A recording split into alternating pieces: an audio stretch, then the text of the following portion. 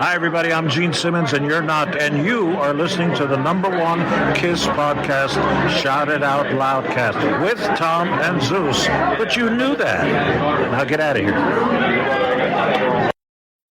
Oh, boy. Here we go.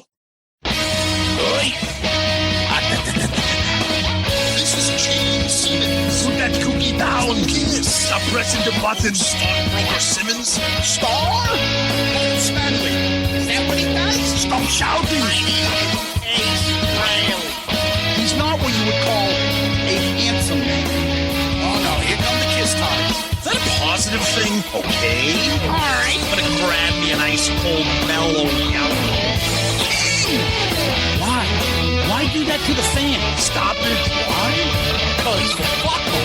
That's what I'm talking about. 617-525-0850. You do? Hey, fucko. Do you like KISS? Settle down. Hello. Hey, what's up there, KISS Army? Tom and Zeus, another episode of Shout It Out Loudcast, episode 321, George Lopez. Woo!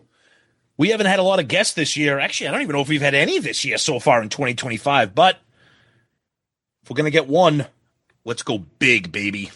Awesome. Can't wait. Yeah, we've been, well, at least specifically me, been a big fan of his comedy stuff. I've mentioned him on ARC's You Make Me Rock Hard. I've mentioned him on Dorm Damage and stuff.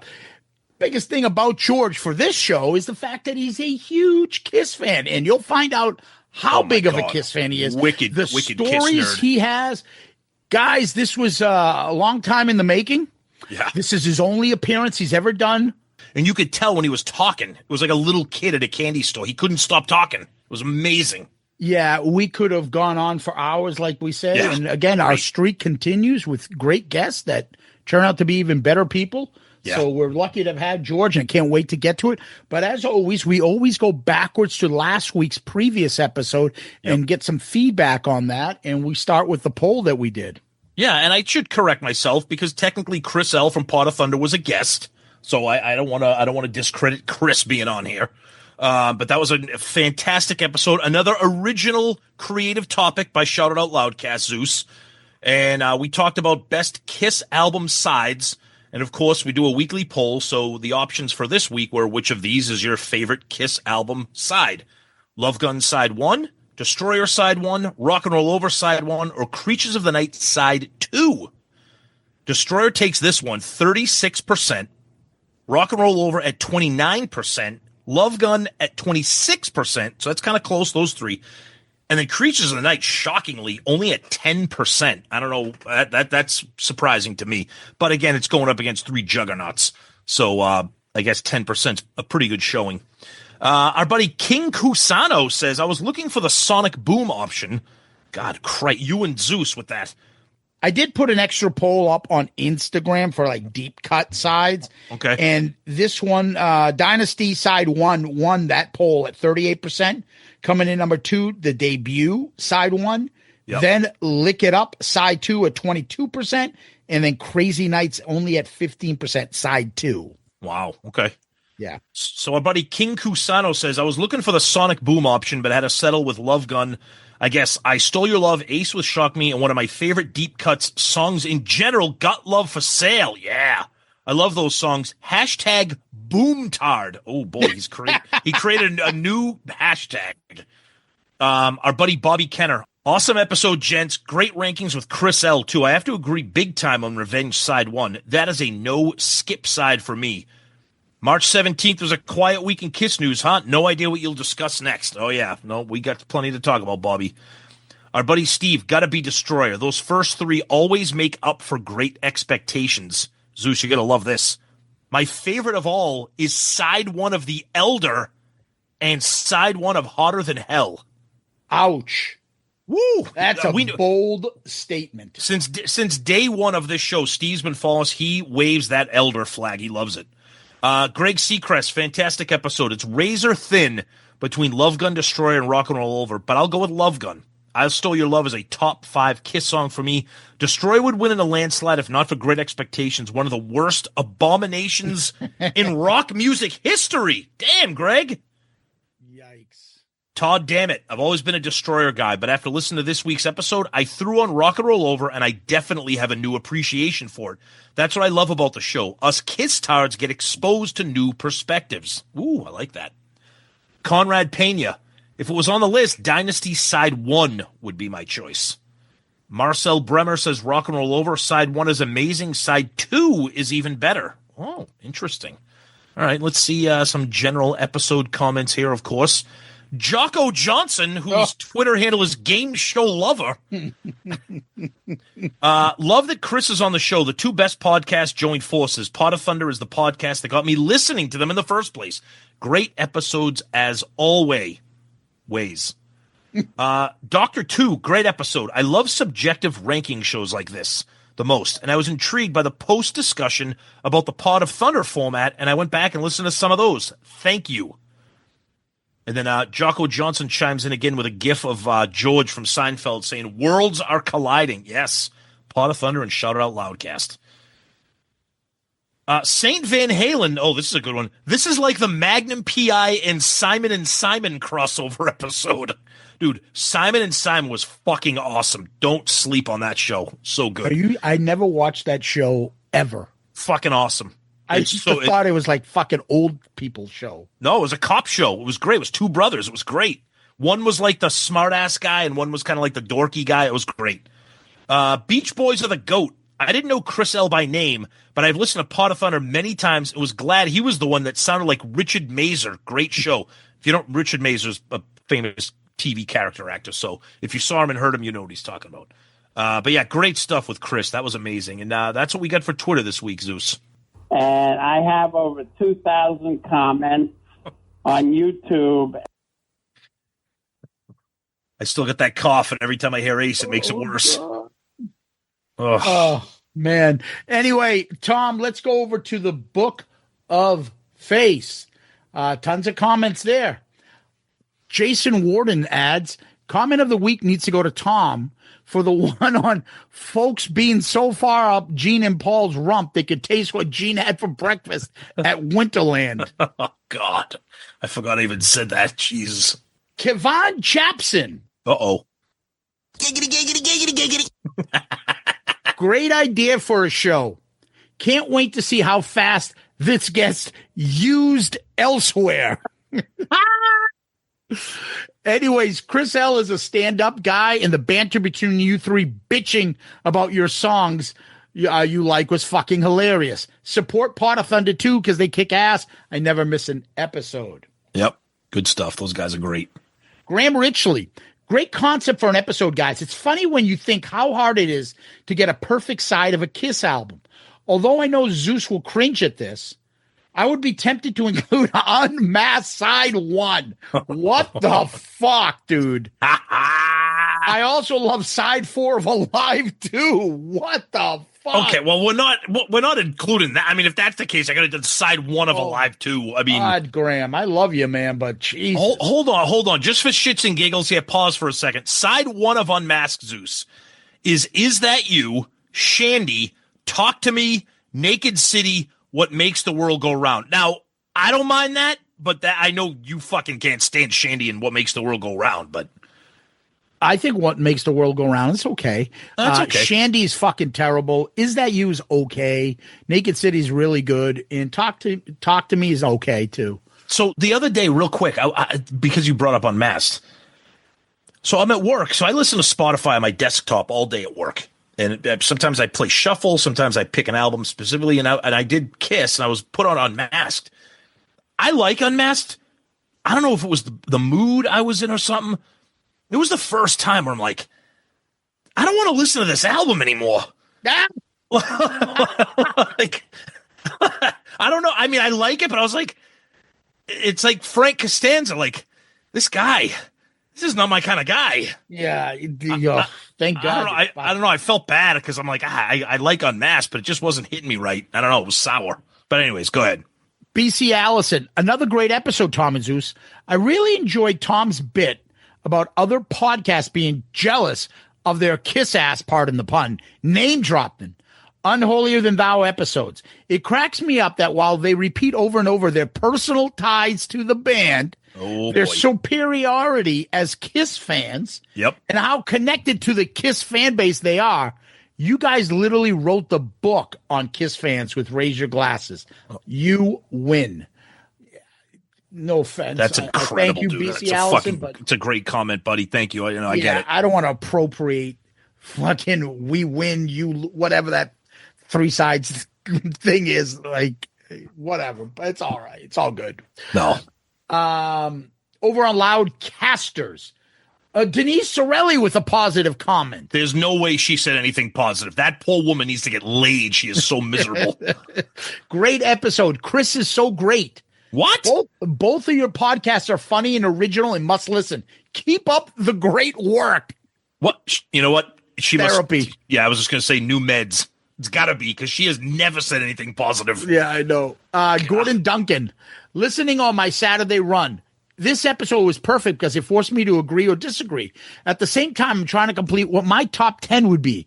Perfect episode. But the true gem of the show was the ending. I was interrupted as you started to wind down. I almost didn't return, but I'm glad I did. The sharing of mutual respect for one another was genuine and refreshing to hear. I work in marketing, and there is so much blowhard back and forth conversation. It is exhausting. But hearing three professionals speak with mutual admiration and respect reminded me why you guys and Chris from Pot of Thunder are the best. Wow. Thanks again for keeping me company on my Saturday run. I can't wait to learn who all the amazing guests that you have lined up. Well, here's one of them.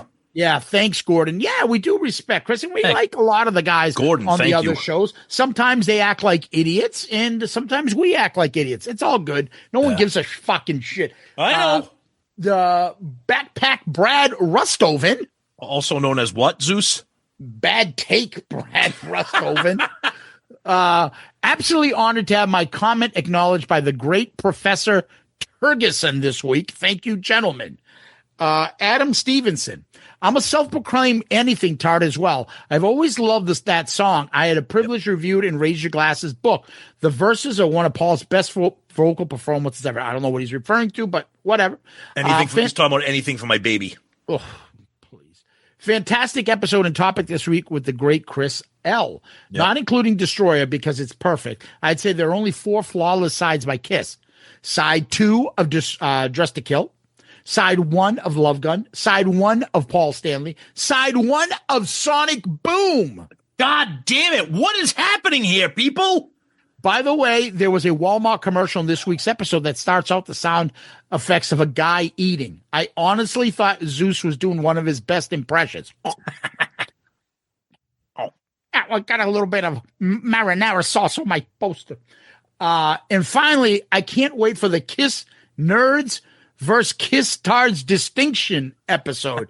I wonder if this guy's available to add his 2 cents into a photo of Chris Rock. Yeah, no, there is a distinction. Trust me. Paul Heider.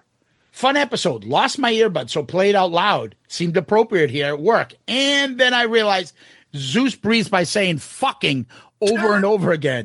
My boss gave me the same look that the car rental lady gave Steve Martin, Trains, Planes, and Automobiles. Nice. Yeah, I got to go with Love Gun Side 1. It's just killer, and I Stole Your Love should never have been left off any Kiss live set. That's pretty good. That's funny. I like that. God. John Whiteman, great episode. My curated picks. I love him. Hot in the Shade Side 1. Oof. Revenge Side 1, Dynasty Side 1 and 2, Crazy Nights Side 2. Has anyone mentioned Crazy Nights? Has anyone mentioned that the beginning of Turn on the Night sounds like the beginning of Losing You by Jan Terry? And I replied to him, no, it's My Way that sounds like that. The fact that you're analyzing Jan Terry's musical contributions. Oh, that poor woman. Is that the video of her standing in front of the sewer pipe? And then I told him it's My Way, and he says, my bad, just listen to Losing You to confirm. That song is horrendous, is apparently her best one. If she wasn't so hot, she would be a nobody. What the fuck? Can we get her on the show? Is she still alive? I think so. She's We probably, gotta try to get her on the show. She's gonna be like, "What? Where are the cameras?" You remember that fucking joke about like fat girls in that truly tasteless jokes? Yeah. You roll them in flour and go Look for the wet. wets. See, I'm not upset here because George Lopez is our guest, and he said things 200 times worse than that joke, so we're all good. Joey Hall of Famer Romanek, who apparently needs to get new jeans because he lost some weight, Tom. Are you aware of that? Yeah, I saw. I told him. I said he posted. See, the poor Joey. He's Facebook friends with us. Like, so he posts these things, and I sent him a text. I'm like, you realize you're not going to live this down on the show now, because now he needs to get new skin tight jeans because apparently his other ones are now baggy. Yeah, he needs to stop posting his personal stuff and be friends with Loudcasters. Stop doing that to me. Sorry, Joey. The jokes are going to keep coming, man. They can't help it, buddy. Even Paul says that. This was a fun episode for sure. Shows like this is a great reminder of how much of a killer music Kiss has. Now I can just figure out a way to work that Paul Stanley soundbite into one of my real estate videos. Hi, I'm Joey Romanek with the Romanek Group. Insert. I have a 9-inch dick. There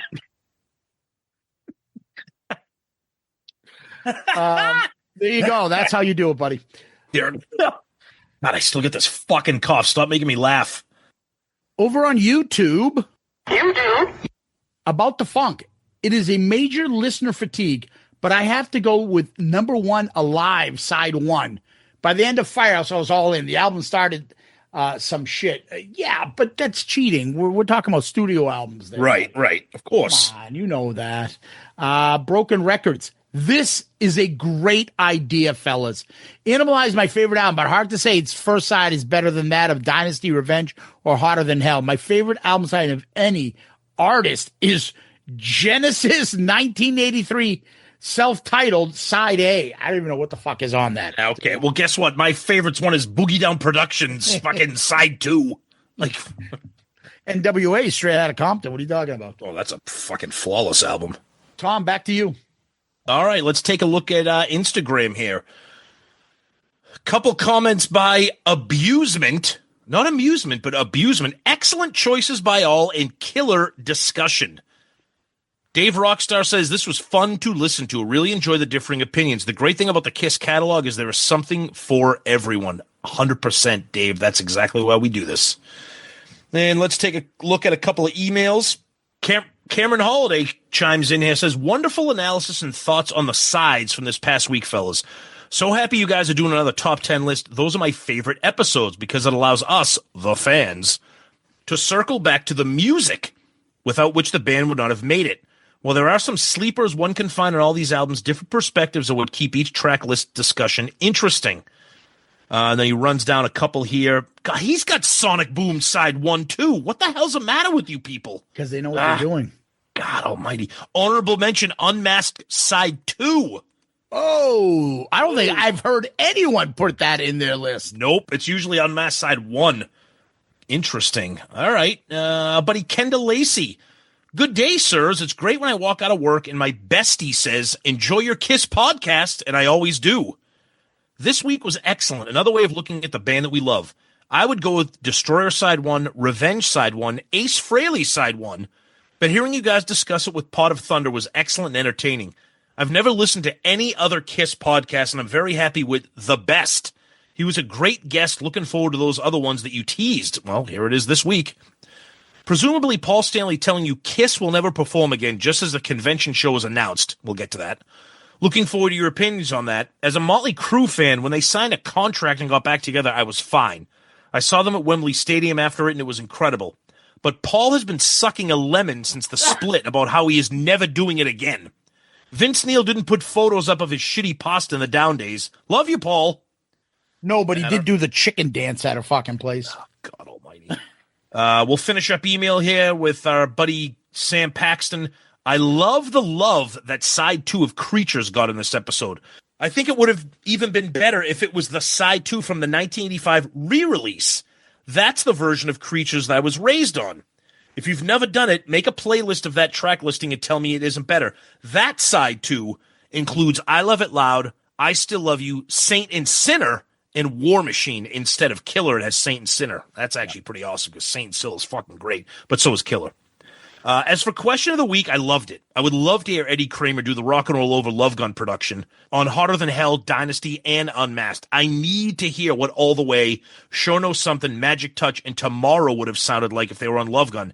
And Tom, goddamn kudos for the Revenge lineup doing Animalize. Fucking brilliant. Sam Paxton, Iowa City. Zeus, back to you. That's what we got on my end here. All right, let's go back to the Book of Face and Joseph Damiata. Another great episode, boys. It's great to see that you can continue to squeeze blood out of the Kiss, rock, and deliver fresh topics. This is every reason you continue to be the number one Kiss podcast. Take no prisoners. Unmasked Side B, my favorite. Of course, dedicated to Zeus. Well, it does have You're All That I Want, which is my favorite song on that album. Joseph, for being a great listener and always adding great comments like the one you just did, you, my friend, are Comment of the Week. Good answer. Good answer. I like the way you think. I'm going to be watching you. Excellent stuff there. Love that. Thank you, thank you, thank you. You get it. So that is amazing. Thank you, Joseph. Yeah, and Tom, the other people that get it is our Patreon family. Yep. Continuously supporting us, continuously helping the show grow.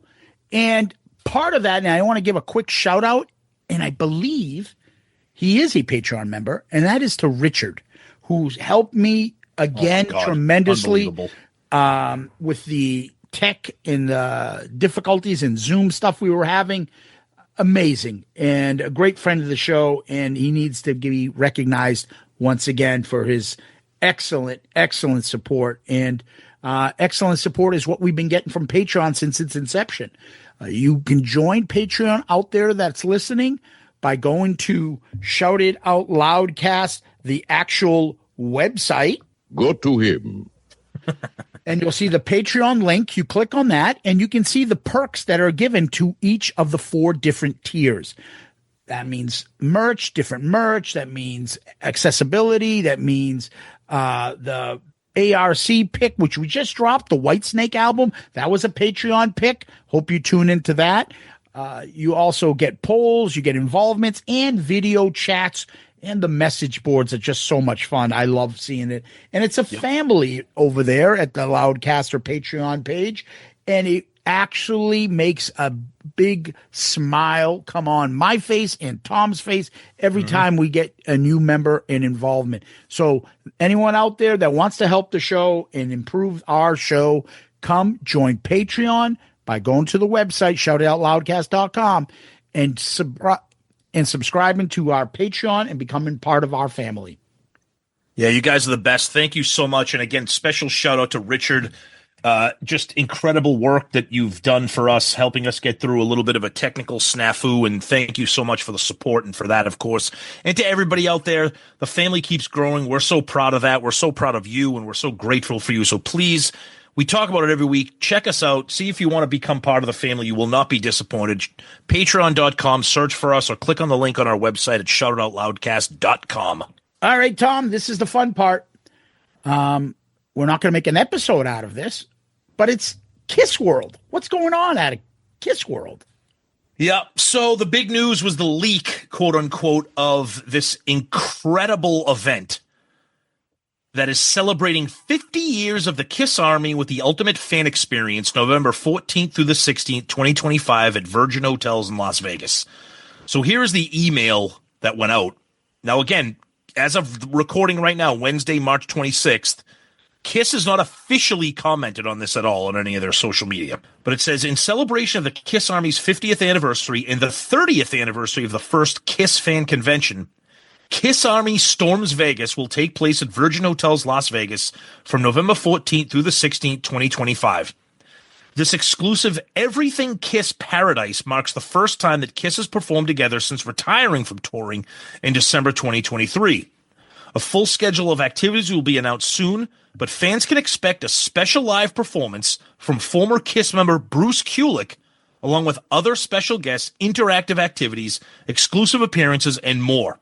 Vibee, that's Vibee, is proud to offer official experience packages for Kiss Army Storms Vegas. The packages include a 3-night stay at the Virgin Hotels Las Vegas, an unmasked photo with Kiss, access to the Kiss Unmasked live show, Q&As with members of Kiss, all Kiss content panels and activities, a curated Kiss Army Storms Vegas gift, signed posters, photos with Kiss memorabilia, and a collectible laminate and lanyard. Now, let me say this. Sounds fucking incredible. Sounds like two things. It sounds like Creatures Fest with Kiss, and it sounds like a cruise with no ship. I'm in. I want to see what more of it is. Clearly, Kiss is not going to be performing in makeup and the gear and the pyro and all that shit. So I don't know if this is going to be like the convention tour they did in 95. They referenced, I went to that one in Boston where they just sat on stage, jeans and a t-shirt, acoustic, fans shouting out songs and stuff. We don't know yet. There's a piece of me that is excited, and there's a piece of me that kind of groaned and rolled my eyes when I saw this, because I was like, all right, Eddie Trunk was right. No fucking band ever really does a farewell. But I know. And then the Kiss other thing, didn't say it was the end of Kiss. They said correct, it was the end of Kiss touring and the makeup and all that. That's and what the other they said. thing, and the other thing Let's I be groaned fair. about. I know, you're right. The other thing I groaned about was like, oh God, this is going to be the fucking Kiss. It's going to be like a moth to a flame. The Kiss tards descend upon Vegas. Oh, I got to get my lanyard and my fucking poster and blah. So I'll jump in with this. Yeah, please. Several of our friends who I would say would be the only reason I'd want to go there to this. Yes. Oh, with yes. them, all said the same thing. This is going to be a disaster of Kiss Tard proportion. It's gonna be Creatures Fest, which was great, but it was a super Kiss Tard event. I can only imagine how Kiss Tardery this is going to be. I can't imagine the price. Yeah, so that's the second part of what I was Yeah. going to say. Everyone's already talking about, oh my God, it's going to be thousands of dollars. Dude, it's not going to be thousands of dollars. They can't afford it to be thousands of dollars. They'll have thousands of dollar packages Right. that you can probably get, but they can't make it $1,000. Well, dude, they can't sell it that much then. Okay, but here's the only. Let me just counter this, playing a little bit of devil's advocate here. We always talk about Gene and how his events are high priced. That's because Gene wants to control the crowd. Okay, he makes it ridiculously priced so that 10,000 people don't show up. I think Kiss wants to do the same here. I think Kiss wants to make this astronomically priced so that it's more of a smaller, quote unquote, intimate event. If they're going to be unmasked, if it's going to be a Q&A, they can't do that with, 5,000 people, I don't think. So I would expect it to be probably obscenely priced. That's just my theory. Maybe you're right. I don't know. All right. One other thing. Go ahead. I got this text late night from Izzy Presley. Oh, God. Was he eating donuts and drinking Natty Light? I don't know what's up with the donuts comments. Does he eat donuts a lot? Yes, he's always taking pictures of him posing with donuts. What, do you think I make that up? I don't see it. Maybe it's his Twitter account. It's his Twitter account. It's his Twitter. I'm not on yeah. there as much as more, so that's why. Yeah. But apparently, Oh, no. the Virgin Hotel, which is supposedly set up for this, is right in the middle of the F1 setup in Vegas for that week. Oh, no. It's going to be a complete clusterfuck of traffic. Oh, no. Shit. And he's like, but the Virgin is a block off of where the race goes into that intersection is a fucking shit show. Oh, my God. Making this way worse. Now, that's a Vegas guy knowing this shit in Texas. Right. He lives in Vegas. Right. Yeah. Ugh. He's and he adds that to it. So I don't know. I was going to say, what's going to end up happening is you're going to get half the people go, thanks, Pop House guys. Oh, yeah, of course. It has nothing to do with them. Right. But, look, I hope they do this right. they're really pushing. Oh, Bruce will be there, which is almost makes me think like I don't get someone it. saw the blueprint of Creatures Fest. That's my point. Yes. And is trying to kind of replicate that, but kicking out like those guys. Like, yeah, we don't want to do it with you. We're doing it our own Kiss version of that. It sounds like a combination of the Kiss conventions from the 90s and Creatures Fest. So And the cruise. And the cruise, right? Which is great because all three of those things were incredible events. But I never put it past Kiss to fuck something up. Yeah, and the other part to that is, thankfully, the date is before hockey season for me, so I can do it. Right. Tom and I are, yes, no doors closed, but let's see what happens. Let's see. Yeah, if let's this is see. real. Now, the other part to this is, Kiss hasn't released this. No. Others did. No. And then Bruce retweeted it, which makes me think it's real because Bruce wouldn't put that out there if it wasn't. Right. Now, supposedly something big is supposed to drop that this week, and we're recording Wednesday at 5:00 on Eastern Standard Time. Right. So I'm not sure if it's going to be this event officially or maybe a box set or music, but something's supposed to drop this week, and it probably won't make it before we end recording tonight. But who knows what happens? This is interesting. It's nice, but at least they created somewhat of a hunger for Kiss. They didn't do this 6 months after they ended Madison Square Garden. I agree. So I enjoy that. I like that part. Right. And the other thing too, this company Vibee, Vibee, they deal with like artist experiences, they're like an event coordinator. So there's a website you can go on to and sign up for updates from them. But like Zeus said, with still no official word from Kiss Online or Kiss social media. They haven't said anything. Bruce did, so it's out there. I think somebody from Pop House or some of the Vegas minions might get their heads chopped off or get their KISStory free pass revoked because this leaked somehow. I don't know. Yeah, the coloring books won't be sent in the mail. For them. No. Anyway, the other thing too, you were waiting for the Dress to Kill box set. Well, I'm sorry, you got a Dress to Kill baseball bat and opening day merch. What the fuck are we doing? I posted on it's like the Warriors. It's like black pinstripe shirts and gray pinstripe shirts. I mean, I know we bitch about I'm everything. a Kiss card, and I'm pretty proud of it. I want to display my Kiss cardery at the opening day at Wrigley Field. Hey, but Dad, I want to use my aluminum Easton bat for T-ball. No, you're going to use the Just to Kill 50th anniversary baseball bat for your T-ball game. Get over there. I paid $25 for this thing.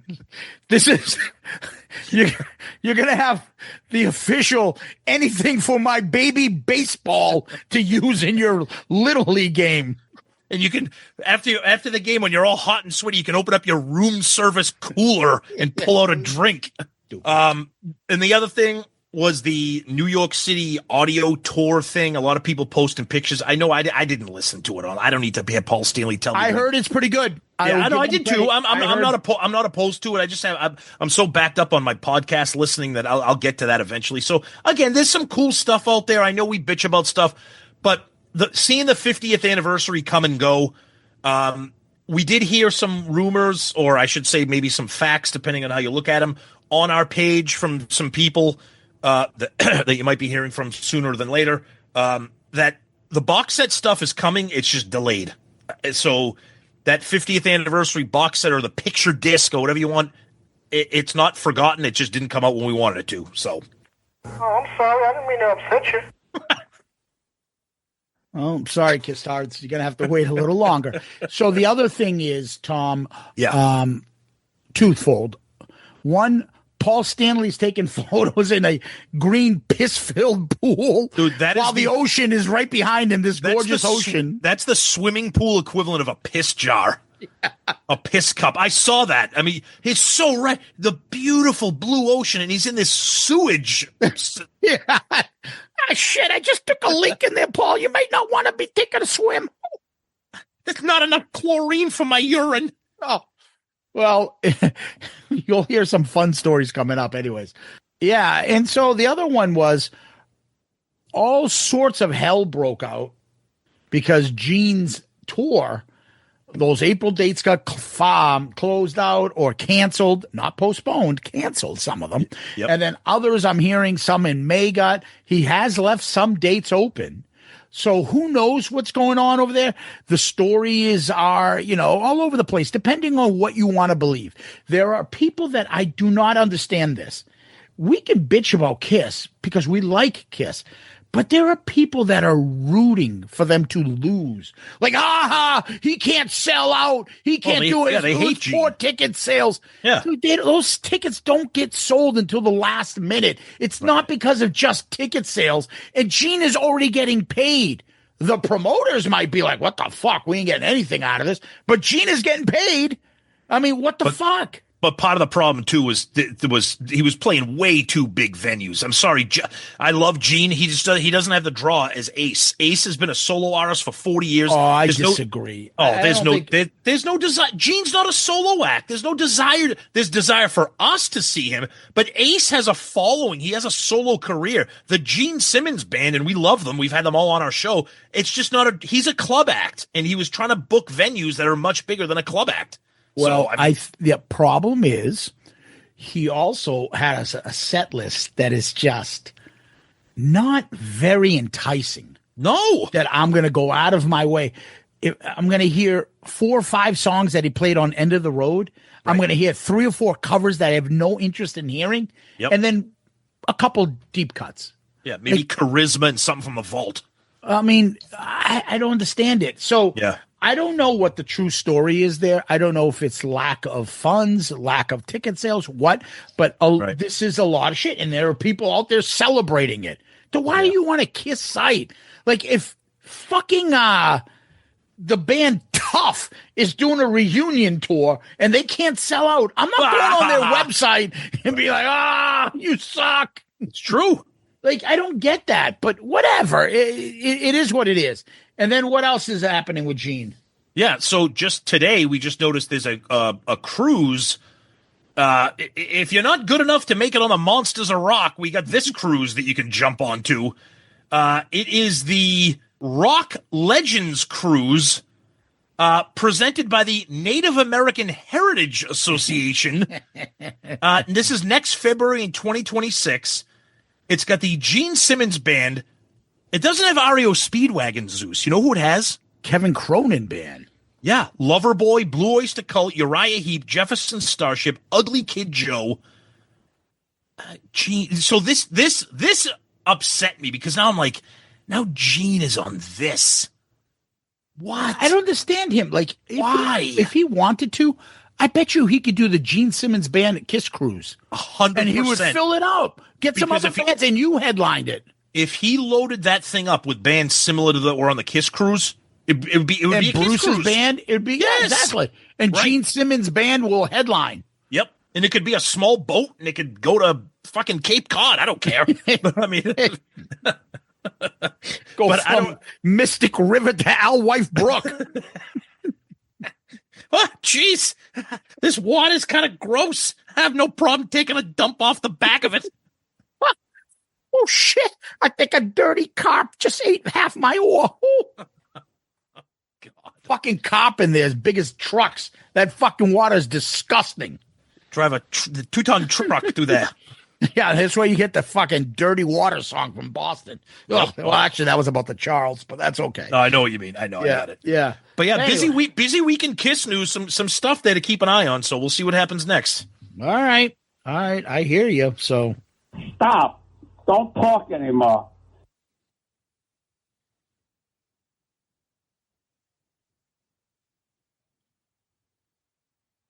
You know, I've been looking at the... Hello? Well, Tom, I am off the charts excited to bring on our guest. George Lopez is one of my favorite comedians. I watched his show on when it was on like Nick and stuff. I've seen every one of those episodes. The Latin Kings of Comedy, his like 25-minute set is one of my favorite sets of all time. He's got so many great comedy specials. He's in one of my kids' favorite movies, that Shark Boy and Lava Girl, whatever the fuck that is. That's it. And he is an ultimate Kiss fan. He's a Kiss tard for sure, in a good way, because he's not just a surface level fan. He knows like the ins and outs, like the backgrounds of like dates and locations and places, and he's got incredible stories. And when we have a guest like George Lopez, or when we have any guest, but somebody of the stature of George Lopez, when they're running with the ball, we're not going to stop them from running. So when he tells stories, we're going to let him go. And we don't do a video podcast, obviously, but he was sitting on the edge of his sofa. The look on his, he was so excited to express all these things that he's never had a chance on any podcast, General or Kiss. And now he had an opportunity here to do it, and we can't wait for you guys to hear it. Without further ado, George Lopez. This week, what an honor it is for us to have one of the greatest comedians and TV stars of our generation. From his incredible stand-up performances, his many TV shows, the original Latin kings of comedy, and so much more. And luckily for us and for you, he is also a massive Kiss fan. We are thrilled to welcome the legendary George Lopez. Guys, welcome, my friend. I knew we'd get around. I knew we'd get around to it. I was a fan of you guys. I would see you guys on YouTube. I would pop up all the stuff because I'm still watching this morning at 4 o'clock in the morning. I was watching Kiss from the Meadowlands in 2000, and it's like, as a comedian, you're like, man, these dudes are fucking killing this crowd. Like, yeah, it was like if you say, let's do a movie, but we're gonna do a movie where one night everybody's into it, and Ace is there, and Peter's there, and Peter's playing, and the whole place is packed, and like everybody's young and all the chicks are hot. They got big kids lifting up there. It's like if I were to talk to those guys, I have access to it, I would just be like, hey, what was that like? But for those guys, it's thousands of nights like that. But for fans, it's like, yeah, it's thousands of nights like that, but we're not there 1,000 nights. They are. Right. It's a great point. Well, this is funny because, George, I've been talking about you on our show for years. Yes. I bring up little things and little tidbits, and we do an episode where we just reviewed a random album. And then at the end of it, we always say, what are you watching? What are you liking? And although we did this like 2 years ago, I said, George Lopez show. And they're like, really? I'm like, yeah, at Nick at Night. Me and my kid watch this. And so I started because I would DVR them. And I would want to watch it in sequence. Yeah. And I would see it all. And mind you, I still watch reruns and stuff. I get a kick out of it. But I would pick up on these little Easter eggs of Kiss fandom. And I know you were a Kiss fan anyways. Yeah. But I would pick it up. And I want to start there with you. Sure. So never mind the fact when you would go to Ernie's house, there'd be Kiss shit on the wall. Exactly. Thank you. You're a producer. You're a producer of the show. Is this something like you're like, hey, I want Kiss posters here, I want this, and you purposely put the Kiss stuff throughout the show? Well, there was a real Ernie, the guy Ernie Ariano I grew up with. Yeah. He passed away, unfortunately, maybe 3 years ago, the night before we saw the pilot for Lopez versus Lopez. And me and this guy were as close as two people could be growing up. And he's the guy that got me into going to the concerts, and he's the guy that got me playing the guitar, and he's the guy that got me golfing, and he's the guy that got me going and wanting to do stand-up. And God rest his soul. But without that guy, I had no original ideas of my own. Apparently. So naming the guy Ernie, like that room is Ernie's room on Rinaldi right across from Thrifty's in San Fernando. Wow. He had a waterbed. Ernie had a waterbed. His parents would yell through the door, Ernie, turn that. He goes, we're going to not let you use the phone. So what? George is here. He's the only guy I have. It's like that poster of the guys all bunched up. And then we would go to Bob's Records in San Fernando and go in there and say, when is the new album coming out? How the hell is not coming out for 2 weeks? And 2 weeks seemed like forever. And then they started to sell posters, and I had all their posters on my wall. So all I did was just recreate the stuff that me and Ernie were going through. Per word and poster for poster, no one's done that. Yeah. Wow. And I remember seeing these little things. There is one other one that I saw there, and it's very random. And I'm like, he must be a fan. You had a white snake live in the heart of the city. So I'm like, that is a deep, deep cut. How the hell does he have that on his wall? Did somebody go, hey, what's hair metal or what's hard rock? Oh, put that up. Or are you a fan of Whitesnake? Bobby Cardenas was the prop guy. And Bobby Cardenas loved Ace. He loved Kiss, but he loved Ace. Yeah. He'd go, hey, Chief, he goes, I got these pictures of me as Ace Frehley. And these are pictures from the early 80s, Halloween and different stuff. And you're like, where did you get all that gear? But he's a prop dude, so they make all that stuff, Yeah. And you're like, wait a minute, those aren't Ace's boots, are they? He goes, no, they're not Ace's boots, but like, they have like 3 boots, and I got a pair of Ace's boots. I'm like, how did you get a pair of Ace? He goes, I'm friends with Ace. And you're like, get the fuck out of here. How you want to know Ace? So one of the things, so in the middle of the 2000s, Ace is hurting for money. I think Anomaly is coming out, right? Yeah. Okay. Yeah. Fox on the Run, and Ace came to my house, and he had 2 guitars he wanted to sell me. Whoa! He was selling guitars. Wow. One of them was the Les Paul, like the Sunburst one that was orange and then red around it with 3 pickups. And then the second one was the fucking black Les Paul from the Dynasty tour that smoked. I own that. I bought that guitar from him. Oh, no shit. Nice. Wow. I bought that guitar. I said, how much you want for it? He goes, $50,000. I paid him $50,000. Oh, shit. For the guitar. Wow.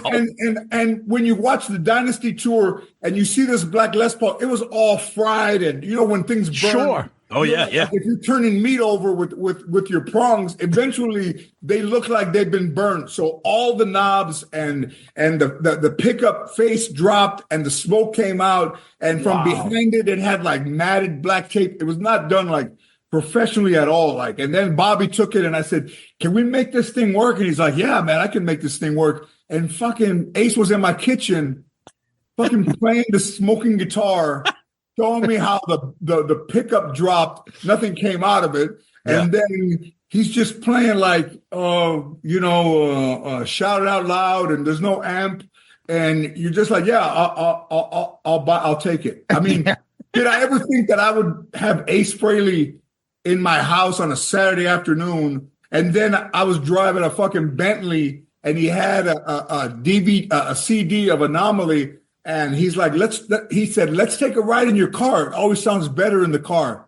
And I'm driving around Toluca Lake with Ace Frehley on a Saturday afternoon. And you know what? It does sound better in the car. Especially if Ace is sitting next to you. Yeah, you're better off with you driving than him driving. Yeah, he had terrible accidents. Those guys, they really did. They were fucking almost Peter and, Gene Simmons and Paul Stanley. Like, I've known those guys for 20 plus years. Yeah. Yes. And I'm going to tell you that Paul Stanley and Gene, I've been to a lot of shows, and Paul was like, and Gene were both there. They're like, there was 2 groups in KISS. There's 2 groups, George, the drug addicts and the Jews. And the drug addicts got kicked out, and the Jews still ran the band. And whether it's politically incorrect or not. Oh, no. That's what those guys were, all fucking business. Oh, yeah. All the time. And they had Danny, and they had the tour manager, and Steve, and they had Doc. Yeah. And if you've been around a KISS tour, they start almost on time. They get there, and they do their makeup. Even women are like, oh, I'm sorry, I didn't have time to put my makeup on today. These dudes had to leave 3 hours in the afternoon every time they had a show in order to get ready. And they go behind the Superman curtain. It was still there, the Superman curtain, for the beginning. I've seen it. Yep. I went into the room with Paul Stanley one time. I think they were in Toledo or Columbus. He invited me in there after the show. I couldn't believe I got a chance to pass that curtain. But those guys were all business all the time. All the time. They didn't fucking walk through a show, or they didn't treat a show like it wasn't important no matter where they were. Those two, I saw those guys in Bilbao, Spain. I went to Zurich, Switzerland with those guys. I went to Milan. Jesus. I've been on the private jet. I've never seen a band that was as much business as rock as Kiss was. There's not a band. Not Zeppelin. Those dudes fell apart, and Zeppelin fell apart in 10 years. They right. Go without John Bonham.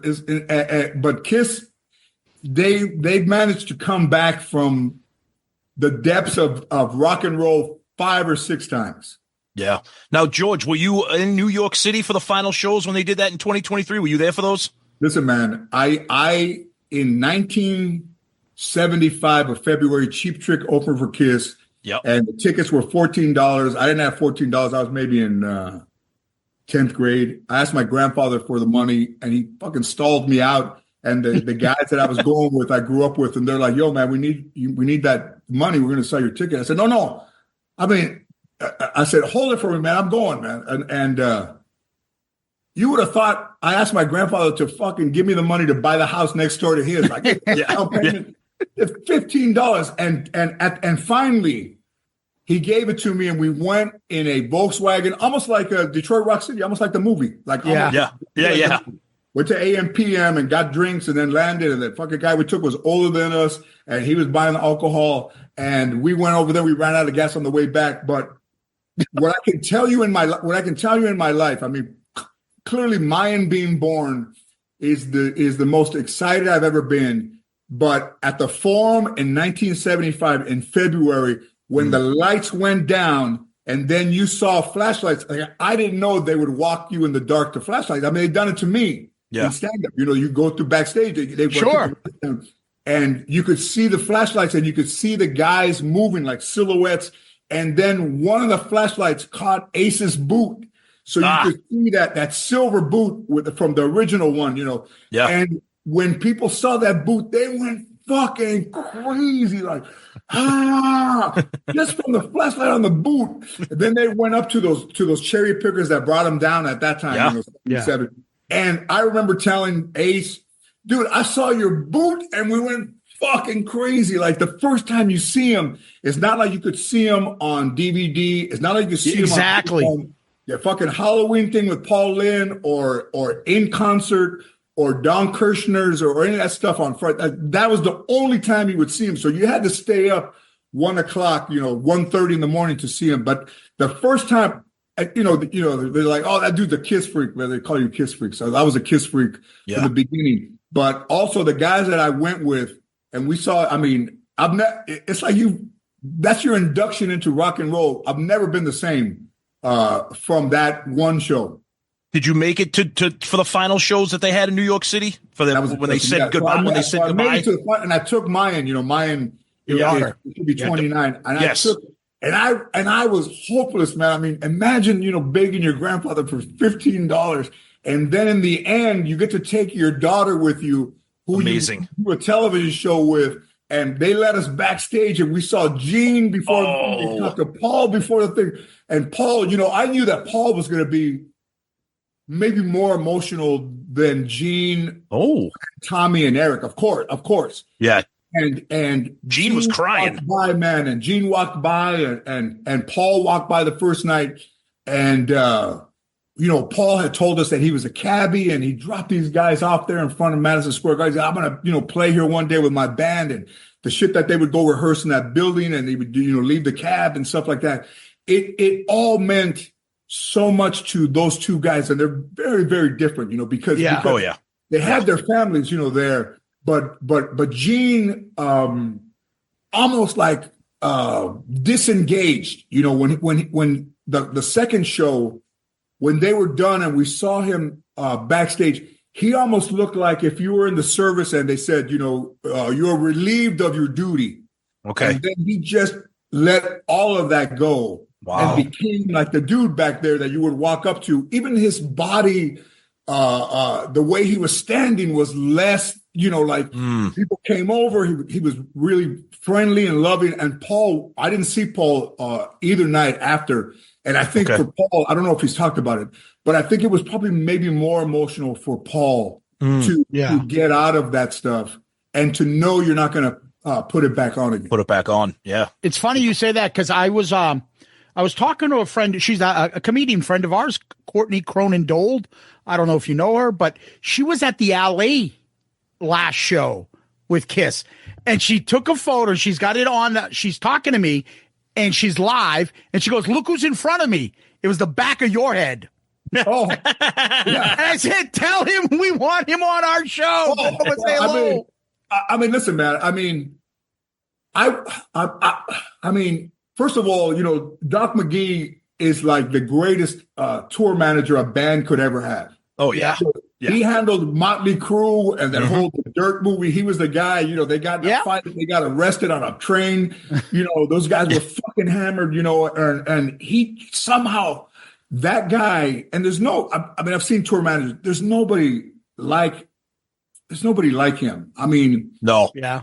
I mean, I've been around tour managers. There's nobody that just can run that show on time. It's a big production, man. Like, it's a big thing. So I went to Staples right before, like, maybe the pandemic. The guys from Mayan were there, and Gene, and you're just like, man, like, through all of those years, like, I never imagined them not around, I mean, 50 years passed by fast. And you saw when I took Mayan and we went up in the front, and Gene's like, "Come on my side." Danny would come over. Gene wants you to go over to his side. And then you go over to the Paul side and you see Ace there. And you're just like, that's it for these guys, and you're like, yeah. What, how do we go on without him? And then I would send Paul flowers for his birthday, and he would be like, "You never forget." And I said, "No." And then also, to send Paul a message like, well, I just appreciate your kindness to me and everything that you've done. And he's like, "George, we love you, man. You're a fan. We know you're a fan. We love you." And, that kind of access is not given to Guy Fieri. You see Guy Fieri everywhere. Oh, yeah. I never saw Guy Fieri on the jet. I mean, on the private jet. I mean, talk about a guy who couldn't get the money from his grandfather to buy him that fucking ticket. And then toward the end of the tour, we were flying back from Columbus on the jet to Van Nuys, and Gene was asleep, and Paul was asleep, and Eric was asleep, and Paul's eating, and I'm sitting there across from Paul, and he's eating, and I said, and I mean, this is like across a jet. Yeah. And I said, "Hey, so is this really it?" And you see Paul Stanley, and he always is a bit, very, very structured in his speaking and sure. Very proper, like, when the cameras are on. And the Paul that I saw was the guy that said, "Yes, because I don't think anybody knows, George. I got one leg that's shorter than the other. My hip replacement, I had to go back in there. I've torn the muscle off my arm. I've hurt my back. I've done all this stuff," and kept going. And then you're just like, over all the years, you're like, yeah, and Paul had that thing about leaving your troubles at the bottom of the step. And when you first take that first step to the stage, like, nothing matters. Like, when they say like the fans mattered and nobody was more important than the fans, they really mean it. So to see Paul Stanley in a different degree of a lower Paul Stanley, but really having an honest conversation with you, saying, it really is, George, because I've been so fucked up. I've been so hurt my back, and you still have to go and do the show. I think even toward the end, he had the flu and had to cancel his show. Maybe. Yes, he did. He really missed sick. A few shows. Really sick, and it's not like you would say, like, sometimes you look at bands where they just got full of themselves and like, we're not performing tonight. Everybody's waiting. I don't give a fuck. They never disappointed their fans in any of the shows that they did, and they did shows when maybe they weren't 100%. Yeah. Speaking of Paul Stanley, you're still sending him flowers every year on his birthday? Yeah. So how did that? So tell us about that. That's interesting. That's a fun story. I mean, Paul Stanley and I, man, like, I sent him some of my weed salve, man. I had this like, it's Vicks. It's Vicks with THC in it. Like, a guy said to me, marijuana guy, out here in California, they're like, what would you create if you were to create a product? I said, I would take Vicks and I'd put CBD in it. So when I was doing Blue Beetle. I had just had my golf tournament. I had like, jars. Fucking Susan Sarandon, Angel, the director, the actors, the guy who played the villain to the Blue Beetle, all of them we're in this sab. Susan Sarandon's like, George, my knees hurt. I don't know how you made this, but I'll fucking do whatever. And I told Paul, man, I know you don't dip in that shit, man, but you got to try this shit, man. And I think Aaron was using it, and like they were like, this shit is like the real deal. So how Paul and I met was that my daughter Mayan went to this school called Lawrence 2000. So it was around Thanksgiving in the beginning, and I was home, and Anne came home around Halloween, and she said, "Guess whose kid goes to Lawrence?" And I said, "Who?" Paul Stanley. I said, "What?"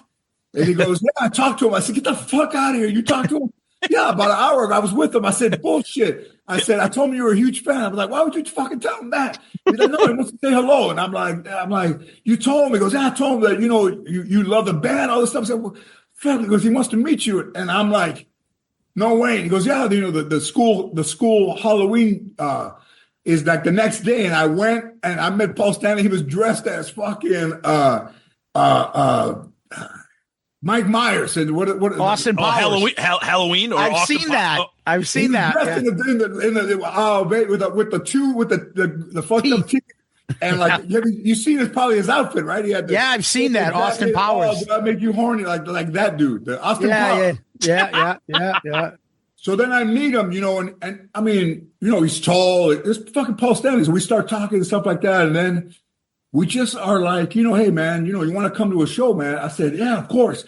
But also, I was like, there's no bullshitting. Listen, man, if you're in Mensa, there's no way you're gonna bullshit your way into Mensa. Like you either fucking are good at math or not. And there's no way you're going to bullshit your way into talking to Paul Stanley about Kiss. Like you're like, hey man, this and that. And you guys came down here and then, you fucking bullshit with the album and the Cobo Hall and going back. I mean, I knew all the stuff. Yeah.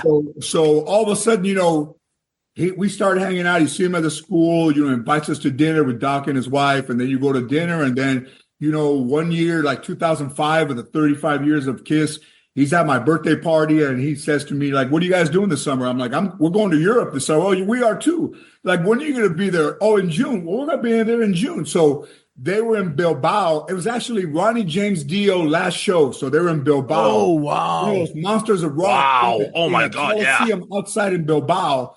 And I met Rudy Suarzo there, all the guys. Nice. And Kiss closed. They fucking literally went on stage at 2 in the fucking morning. 2 in the morning. Wow. And they're out there in Bilbao. And then I took a picture with Ronnie James Dio. And I took Mayan out there and he was singing Man on a Silver Mountain. I brought Mayan. I said, look at this dude. This dude is not a big guy, but his voice is big. Oh, and yeah. I said, he did this, but also that guy is like rock and roll, like royalty. Yeah. And I didn't know he was sick then. I didn't know Ronnie was sick.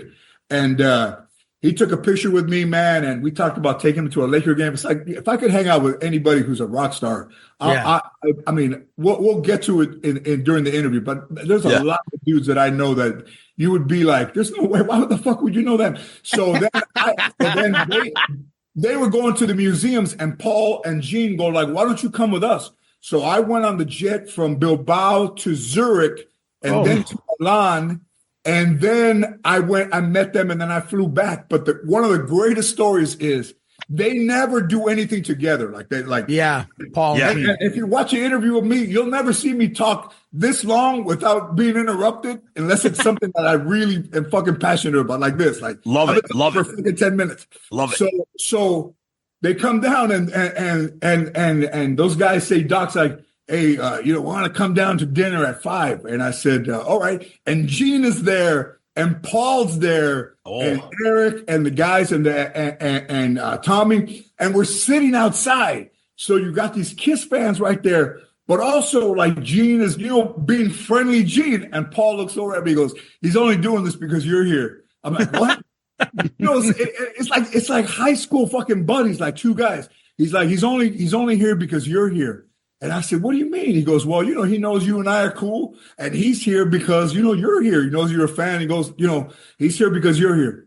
So he goes, and Paul's like, we never fucking get together as a group and eat dinner before the show. So then the next night, Gene comes down with this book that's that is as big as a coffee table, man. Oh, I think I know. The monster book, the Kiss book. The thing about the history of sex.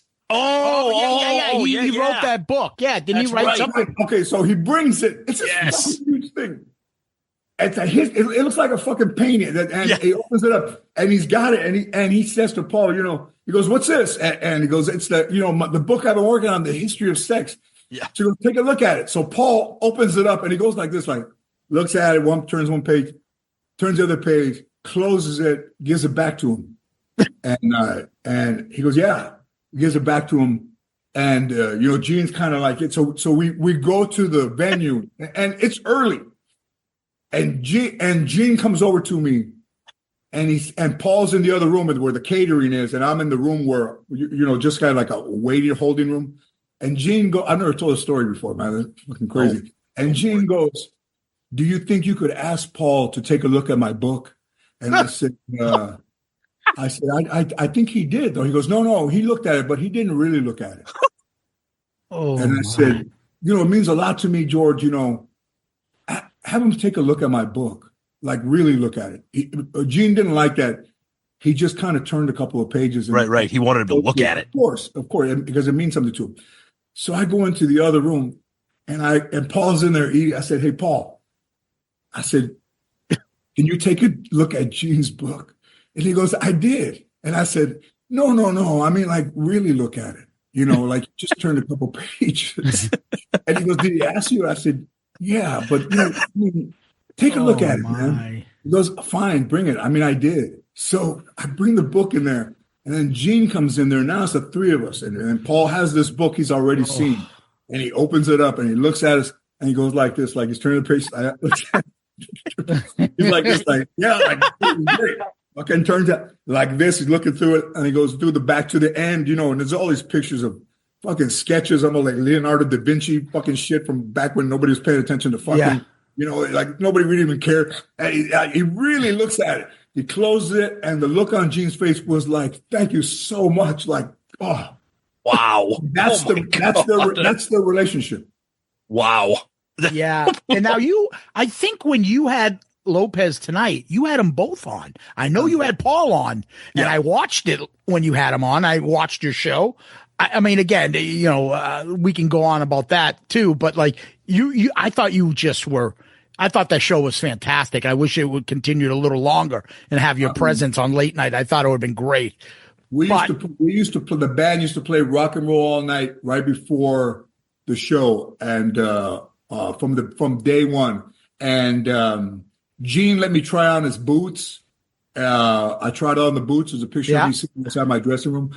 But also, Gene was always looking for like a bigger, better deal, right? So Gene hands me this thing, and it's got like property somewhere. And then I remember I told Doc, he goes, "He wasn't trying to get you to invest in that shit, was he?" I said, "No, he wanted me to look at it." Of course, Gene always got an angle, Yeah. And then he didn't have like a phone thing where you're looking at your date. He had it in his boot, right? He's got these jeans with his silver tip boot. Everybody's seen him.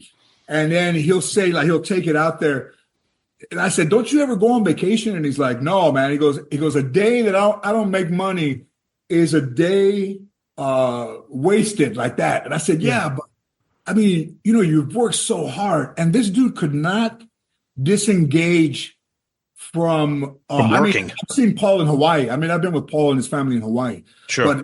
But Gene Simmons could not disengage either from rock. I mean, look at him, he's still performing, or he canceled all the shows, but from rock or from business. Like, there's something in there, whether it came because he came from Israel and his mom or whatever. But there are very few people that I've ever met that have the drive of finances, or would he look at investing in something that looks fly by night than Gene?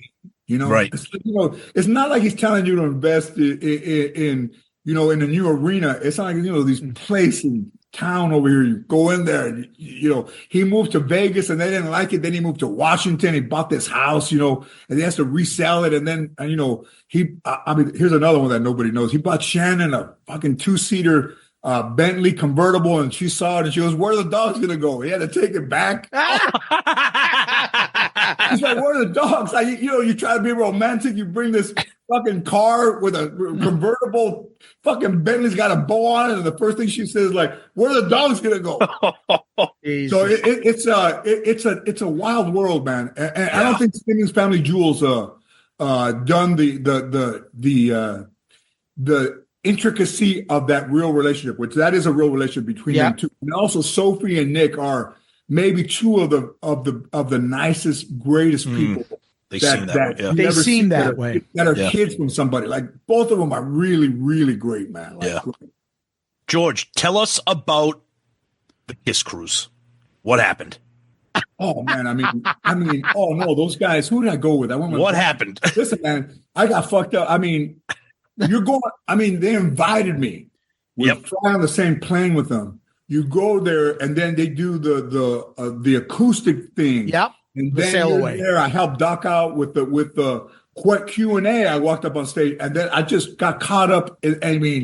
Derek St. Holmes was there from Ted Nugent, and then other guys were there that I knew, and I think Pat maybe from Train, whatever the fuck. And what? I was drinking pina coladas with a Fireball shot floating on top, and it got me, man. It got me. So listen.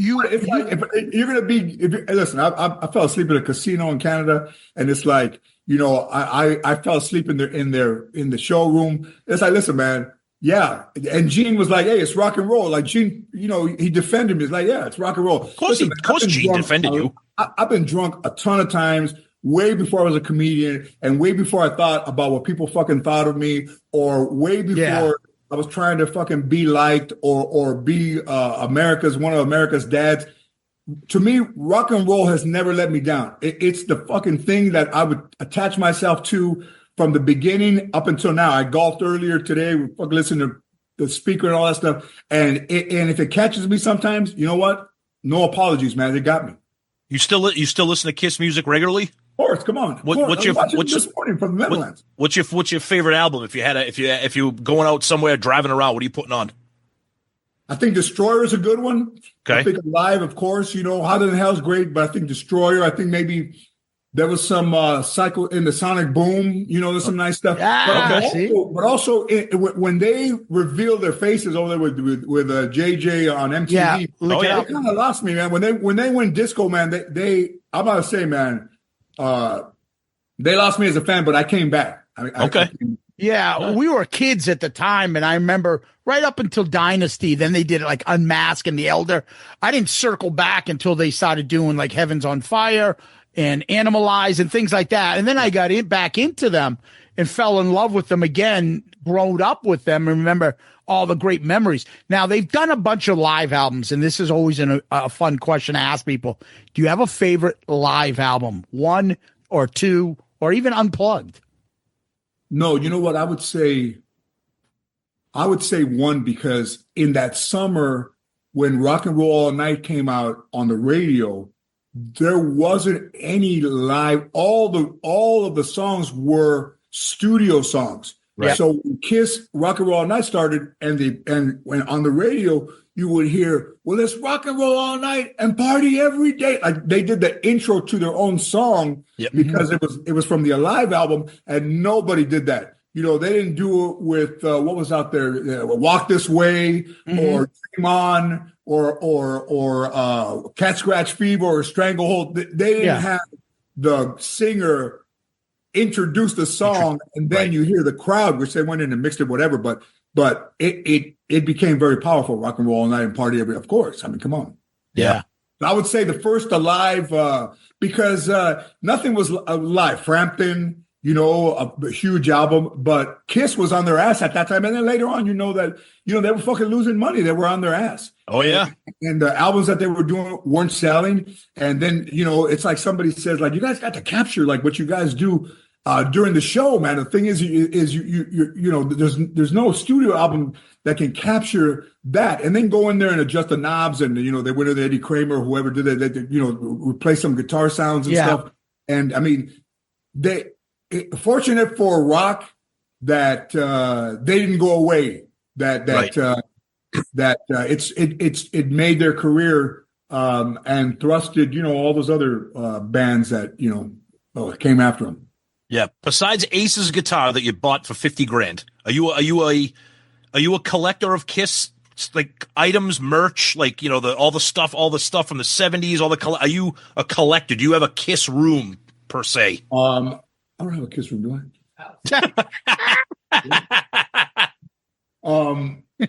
You know what I had when I was with them in Milan, and Paul broke the guitar, he gave it to me. Oh, that's nice. Oh, nice. That's cool.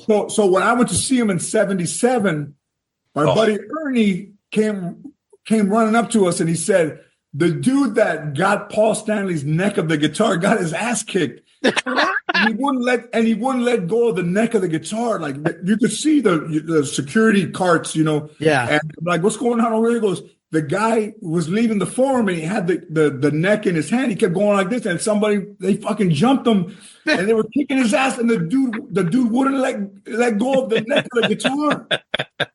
So I mean, we thought it was funny that fucking dude crawled up in a ball, his hole in the neck. So I mean, the idea that Paul Stanley would throw a guitar into the crowd, and then they had to stop doing it because of liability, insurance. Yeah. And people get hit in the head with. Yeah, somebody fucking get hit by it, Right. And he didn't like that when they changed that shit. So he gave it to me. He gave me a Washburn Kiss nice a travel bag, and then he put the guitar in there. And then when I was coming back without him, when I was going through customs in London, I'm like, what's taking so long? And the guy comes over to me and he goes, hey, we have to apologize to you. We're trying to find the right form that your guitar got broken, in traveling. And I said, what do you mean my guitar? And they said, come over here. And they opened it up. And I said, oh, no. It came broken. And the guy's like, what do you mean? I said, it's from Kiss. They gave it to me. They break it. He goes, oh. The guy's like, are you sure? Because we're trying to figure out who's responsible, And I said, no, it's meant. I said, it's meant to be broken. That's awesome. That's awesome. Crazy. I have it hanging over there on the other side of the house. Where what if we could take it off that thing? Go bring it. Take it off that thing. Oh, nice. It's on the wall. But I mean, come on, man. I mean, the idea that you see those guys throw those things in the audience, and then that he would give you this thing and say that, of course, those dudes were selling everything. I mean, even the fact that they were selling everything. And the one thing I never asked them for was a strap. I wanted a Paul Stanley guitar strap.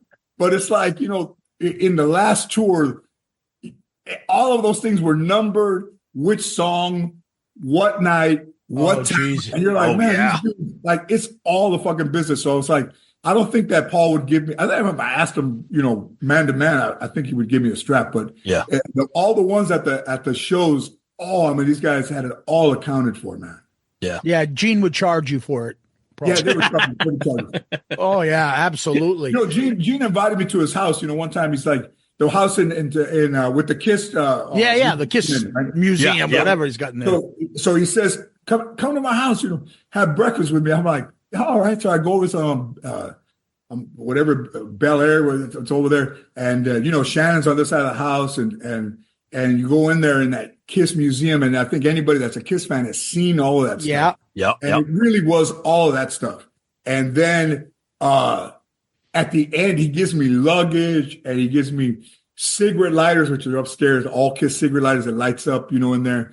And he gave me Mayan pink Kiss luggage, and dolls and blankets, and his housekeeper was Latina, and she came over, and she was, happy to see me. Like, he's like, oh, she's gonna be really happy to meet you, Yeah. And she came over and she made coffee and pancakes and strawberries and scrambled eggs. And I said, you do this every day? He's like, no, man. She did that because you were coming. I said, he goes, right. And she goes, right. And the lady's like, yeah, I knew you were coming. I said, you don't eat this every day? He goes, fucking get a bagel, maybe cream cheese and smear. He goes, you're here. It's a whole fucking thing laid out. That's man. awesome. That's just crazy, right?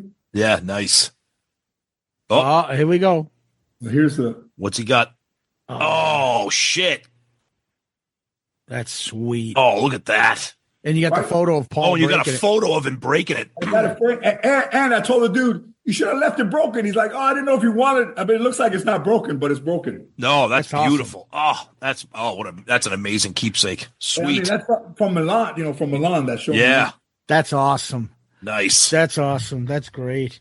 So George, I got to give a shout out to you because when I told my kid that I was going to have you on, she was like, and I'm like, George Lopez show, this and that. She's like, and I don't know this. And she's like, oh my God, you're getting the guy from Shark Boy? I'm like, Shark Boy? What the fuck is Shark Boy? Shark Boy and Lava Girl. And Texas, man. Oh man, I mean, listen, man. Robert Rodriguez directed, yes, and then we did one Shark Boy and Lava Girl, and then Taylor Lautner became Shark Boy. Yep. And I remember when I picked him up at the Four Seasons, and he walks up to my car and he says, "Are you ready for every kid in the world to know who you are?" And I'm like, "Yeah, I think I am." And Taylor Lautner's first movie, and then Taylor Dooley, the girl, went on, and then the whole Shark Boy thing with the glasses and the 3D effect, and all of that people, kids know me now from Shark Boy. Blue Beetle, not so much. I think more Shark Boy. Yeah. Yep. But I mean, I'll tell you, man. I mean, imagine begging your grandfather I had no money, and I loved Kiss, and I loved fucking rock music, and I went and grew up with these guys that we went to almost every concert, and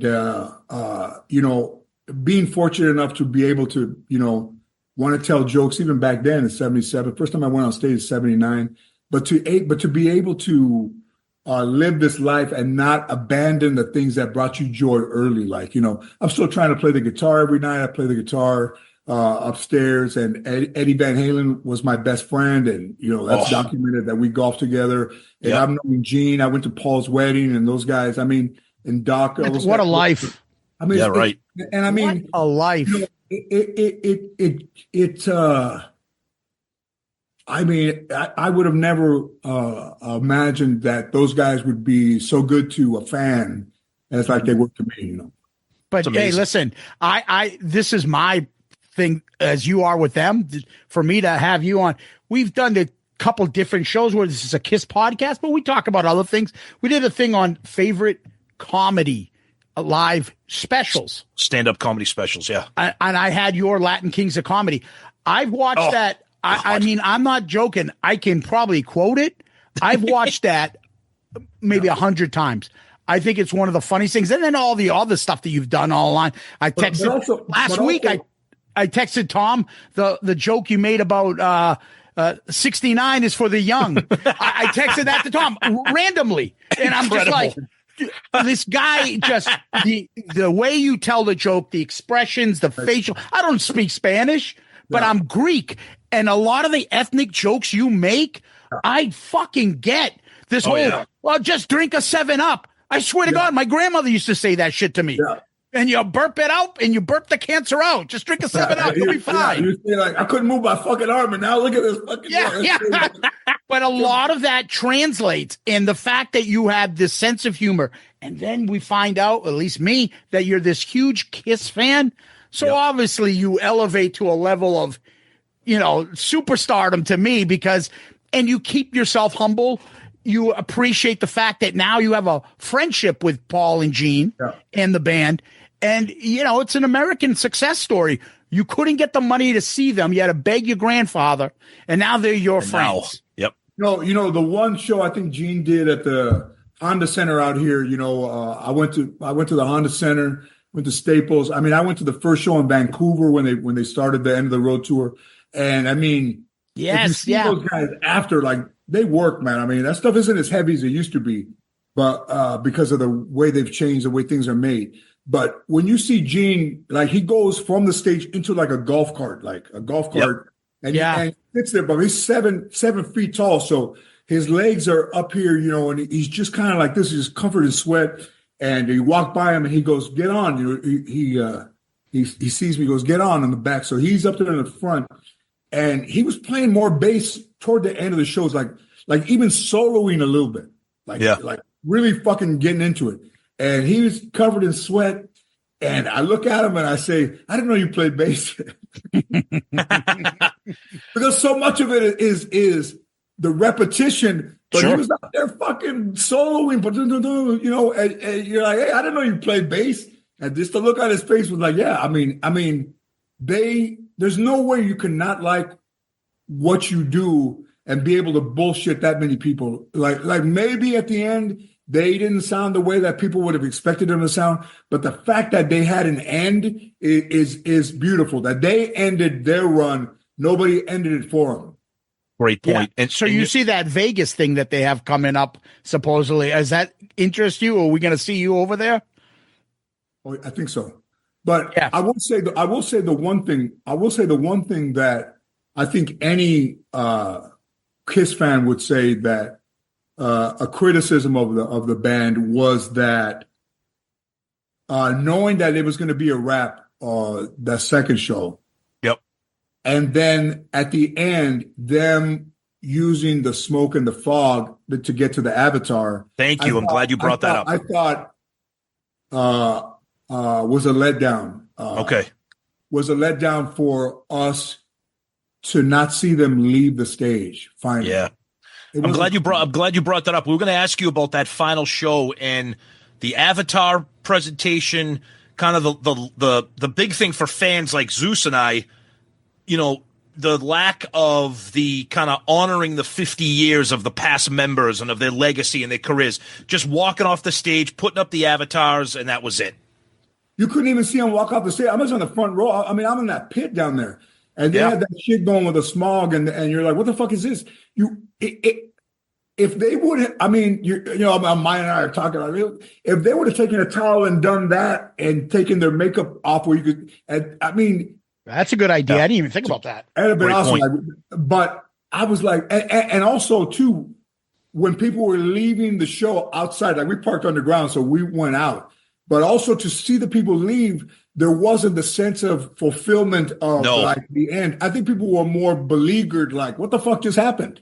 Oh, we were there. We were there for both shows. We were in the second row for the final show with a bunch of friends. We probably saw the back of your head. Probably we were in the when we all walked out of Madison Square Garden, rather than like being like, holy shit, that was incredible, we were all like, what the fuck was that? What's a QR code? What's a QR code? I have to scan a QR code. What is Avatar? What? Yeah, it was kind of, and I think it seems like Paul got the word, because later on he kind of sounded like he was a little bit kind of apologetic, trying to smooth over the fans, because I think he realized they may have made a mistake. I would have liked to have seen him just leave on just them two, even, you know. Yeah. All four of them, and then the two of them, and they bow and leave. I mean, yeah, that's a good idea. Left a little thing, you know. Agreed. Yeah. You don't have to sell us right down to the last minute on the next thing. I mean, it was a little bit. Yeah, it was a little bit. Like, and then I was happy that Mayan was with me because I was a kid back then and never thought of myself, as an adult or male. But the fact that my daughter would love Kiss as well, awesome. But I mean, if I could do one thing, I think if I could see one thing different about Kiss in the whole 50 years that I followed them, I think the ending of the second show would be something where there was no smoke, and I think people would have fucking stood on their feet for an hour. Yeah, it's great. It's a great point. It just seemed like a little bit of a smoke screen, of course, pardon the pun, but to get to the fucking Avatar, who cares about the fucking Avatar? Point. Sell that later. I know, like, Kiss is always like, what's the next thing? And people, because they could have done that 2 days from now. Hey, Kiss, you think is over? Here's an Avatar. We would have appreciated the hard work and what they've given us. I love that idea. Wipe the makeup off and say, we're done. That's right. And Paul and Gene just bow to the crowd and say, thank you. Yep. They didn't want to bring up the old guys and the former members. Fine. Just come out and do that and just stay there for the applause. I think that would have been very classy. If you think about they were at odds with the Rock and Roll Hall of Fame too, So the fact that, I mean, listen, man, the fact that they didn't play any of their music because they didn't want to play with the guys, man. Fuck, imagine. Man. It's like, there's people that have bad divorces, there's people that stay friends, or there's people that aren't friends, but they do it for the kids or whatever, for Kiss not to play in New York at the fucking Rock and Roll Hall of Fame induction. That sucked. It's terrible, man. Yeah, it terrible. sucked. Because they couldn't decide who was going to play in the band. It's like, man, I think maybe because there's so many cross wires of song, maybe who wrote the song or who is entitled to the royalties of the merch and all the stuff that they thought that if they didn't play with Eric and Tommy, that they would be, telling those guys, we can go on without you. But no, man, I mean, they for a band that always tried to play the politics the right way, the things that were the biggest in their career, maybe they didn't handle them the best way. Yeah. Did you have a problem with the makeup with Tommy and Eric? That was going to be my question. Yeah. Good. I'm glad. So that Kiss can continue. That's the way I look at it. Look, Ace and Peter weren't going to be in the band going further. No. And now we still have the band because Tommy and Eric put on the makeup. I don't have a problem. But the night that Peter quit and Paul said, I'll put your fucking drum tech in the makeup. And Peter's like, that's not going to work. They're going to know the difference. He goes, really?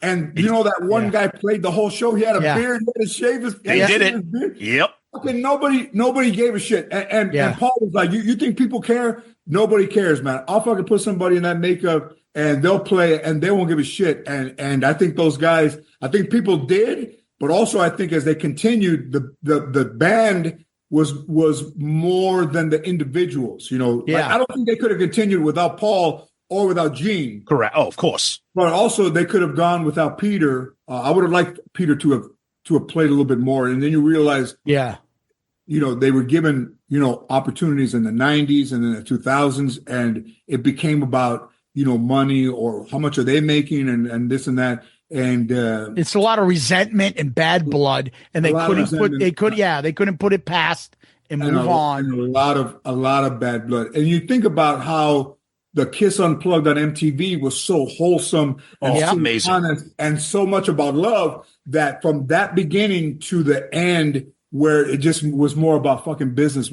it's terrible. That's terrible legacy to have. A terrible legacy to have when every band goes through that shit, and nobody really cares other than the damage that you do to the story of the band. I don't think anybody's saying, I wouldn't have supported them without Vinnie Vincent. I wasn't crazy about in that band, and the Kulicks and all that stuff was like, all right, that's a different thing. Yep. But with Tommy, being the guitar tech and being around in the band and almost like a fallout guy in case. Oh yeah. But I mean, a lot of, I'm thinking marriages and stuff like that, like a lot of resentment towards, listen, I'll tell you this. You guys ever hear about in Dallas when they were shooting fucking paintballs at the golfers? No. Why do I know this? Oh, I think I've heard it. Go ahead. So Ace had a buddy come over. I should say this, man. Yes, of course you can. Of course you can. So Ace had a buddy come over and, fucking high, man. Yeah.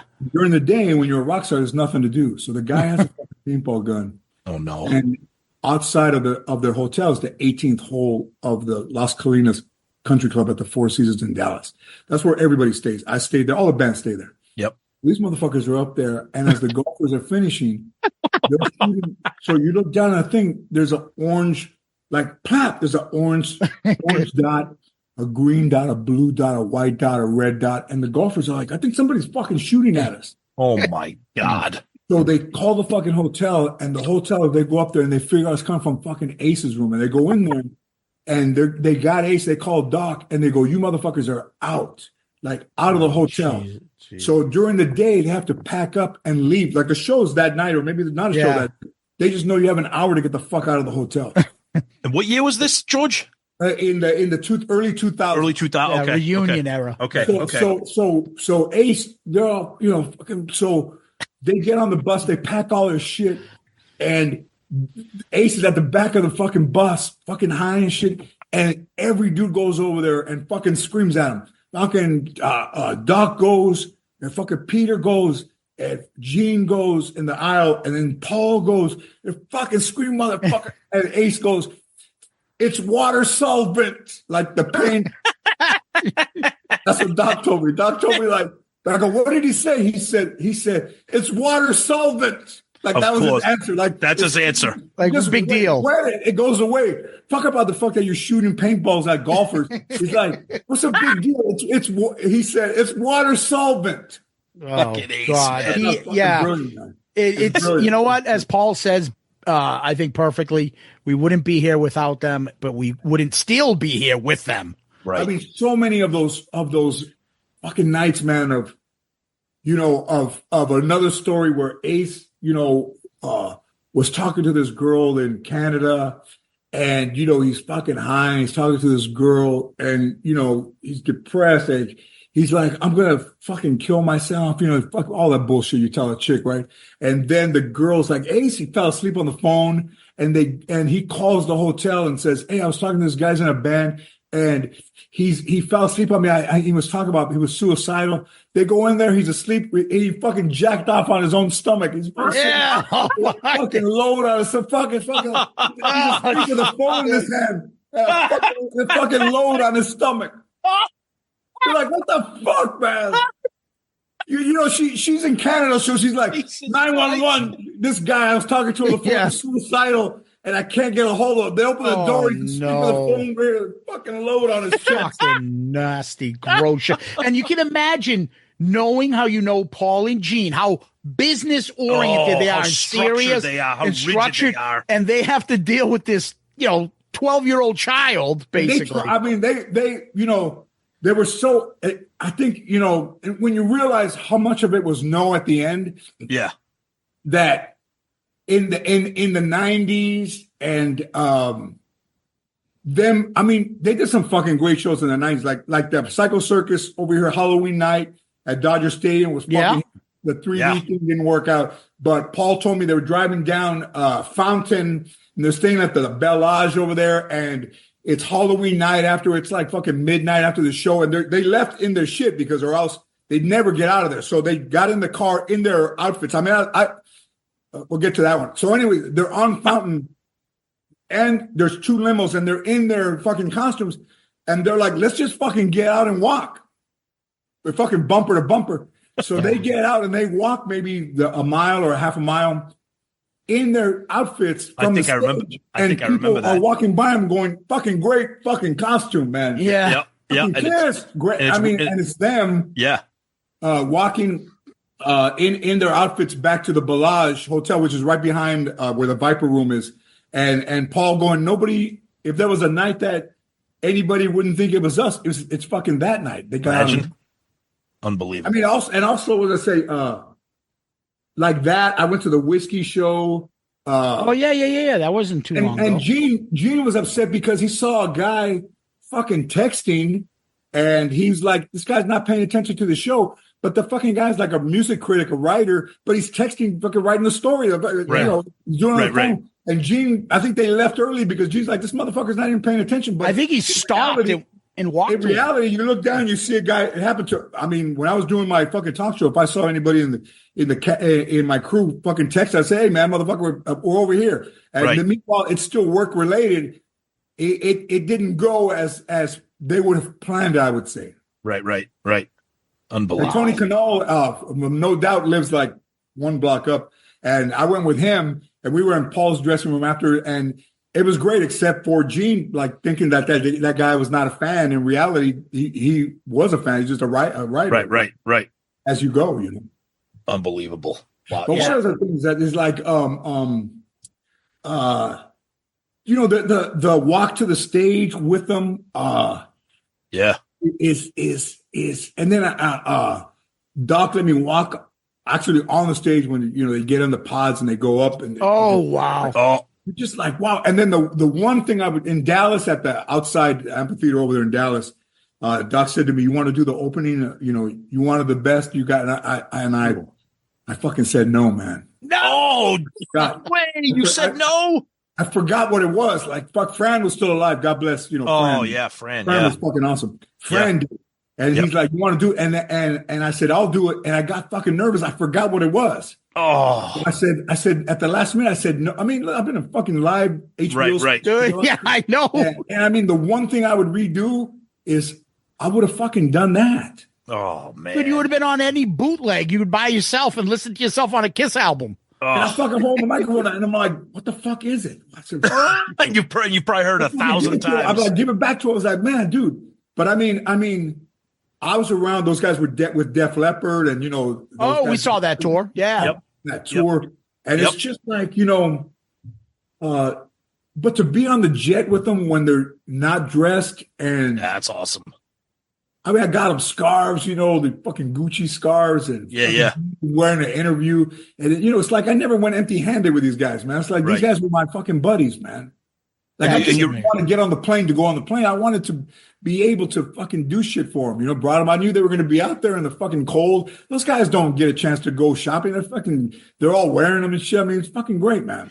And since the tour, and since they quote unquote retired, since the tour ended, you still maintain your close relationship with Paul and Gene, pretty much. Yeah. That's awesome. Yeah, Gene will send me either a DM or an email. If I email him, he emails me right back. Yeah, but Paul, like if man, I think I wrote Paul like I miss you guys. I said,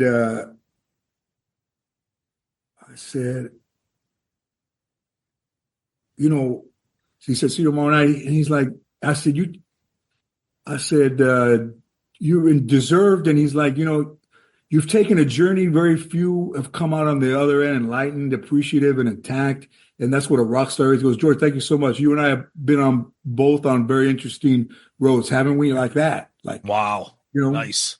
That's awesome. That's amazing. Very cool. George. Because check this out. Yeah. So fucking Gene did this like a Kiss Express card.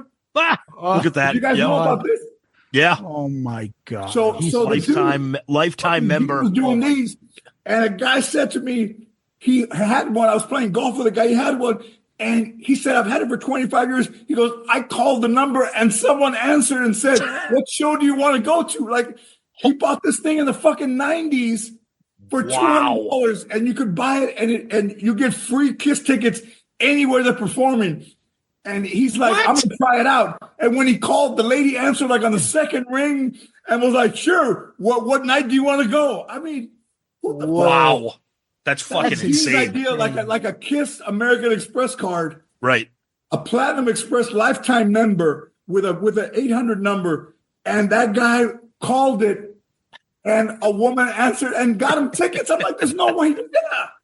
That's insane. Fuck. That's fucking insane. George, insane that you could fucking call a number 25 years later and the person answers. And somebody picks up. Kiss membership. Yeah. What show would you like to go to? Okay, great. That's Gene. Now, you're in with actors, other famous comedians and stuff. How is Kiss perceived? I'm always curious because, there's always that kind of, Kiss, that's nonsense. Listen to the Ramones, listen to Elvis Costello or the band. But Kiss sometimes is seen as, they're not as artistic as other bands. How are you in your interaction with other comedians in Hollywood and other actors? How is Kiss perceived? I'm curious. The same dudes that like Dave Grohl. Oh, yeah. Huge Kiss fan. Huge Kiss fan. Thin Lizzy. I saw Thin Lizzy in the early 80s at Santa Monica Civic. If you were around when Thin Lizzy was around and Kiss was around in those days, the original Kiss. Yep. Jack Black, Kiss, Tom Morello, huge Kiss person. Huge Kiss fan. Him into the thing. But I think you'll find that the guys who are a little bit more of a how would you say, almost like, maybe you go to the Guitar Center, maybe you go to a vinyl place. Like, you have to have your roots in rock in the beginning, like in order to stay rock, Yep. I remember Elton John said, I met him and he would go to Tower Records on Sunset during the day and buy like $1,000 worth of albums and stuff like that. But also, like, when you are doing that or looking for a vintage T-shirt or, keeping track of the band, like there's no one that you're going to convince to be a Kiss fan if they're not a Kiss fan already. Yeah, that's a great point. So there is a bit of was I in the Kiss Army? I own, there's a picture of me as a teenager in my grandma's house with the Kiss with a poster behind me. You know, those guys knew that. So, you know, I was never trying to sell anybody on Kiss. You know, you say that dude's a Kiss freak or whatever. But I, you know, never really invited too many people to go if they didn't want to go already. So I knew almost like, you know, you couldn't get me to go to. I mean, when I was in Europe with my wife and daughter, that she let me go to Milan and Zurich and leave Spain with the guys in Kiss. Like she knew what they meant to me, and she wasn't like, "Oh no, motherfucker, you're on a family vacation. You're staying with us." She's like, "Go with those guys." I mean, the idea that to be on the plane with those guys and to feel welcome in their sanctum, like nobody was there. You know, nobody was there. That's amazing. You know, nobody was there that wasn't Nick or Sophie or, you know, Aaron. All the kids came later in the beginning, Doc. And, you know, from 2 to 6, there's nothing exciting about going on backstage other than the fact that after 3 or 4, those guys go behind the Superman curtain. And then when they come out, they're Kiss. I mean, there's something to that, you know. Yeah. George, one of the things, I got one final question here. One of the things that a lot of people like Zeus and I and all the Kiss fans bitch about is the set list, because they always play the same stuff. You're a diehard fan. What's a song or a song, 1, 2, or 3 different songs that you wish you could have heard in concert, even like back when you saw them in the 70s or even that final show? Is there something that you wish they would have played? I mean, I was a huge Great Expectations fan, you know. No way, really? In fucking 7, they played it when I saw them the first time. You got great expectations. I mean, that's why you're a Destroyer fan. You know, they fucking open with "I Want You" and shit. You know, I want you. You know, that kind of shit is like, you know. Yep. I mean, like, fucking. I mean, in the beginning of Cold Black Diamond, Strutter. Yeah. A Parasite, you know, that in the beginning, you know, they lost, you know, War Machine came and then Psycho Circus came, and then, you know, some of the other ones they lost, I mean, they played Hard Luck Woman when I saw them, man. Wow. Now, were you a fan of the non-makeup era, the 80s stuff, like Crazy Nights, Asylum? Did that do it? I'm going to say I was not. I'm going to say I was. I left and I came. I left and I came back. You know, in the 80s, like I saw that. You know, they were on life support, really, man. I mean, yeah. I mean, if you look at the Elder, man, it's like, who fucking endorses like that had to go through a producer? Like, who thinks like that's a good idea? You know, like. With the hand on the knob and the kid, and you're like, you know, Tommy was an anomaly. I mean, those guys weren't even. If the Who wasn't from London, they couldn't have done fucking Tommy. Like, you have to be from over there to do theater. Oh, Pink Floyd's The Wall, exactly. It's a great point. Yeah, Pink Floyd and Elton John playing Tommy and David. I mean, in the big boots. And I mean, that's another thing.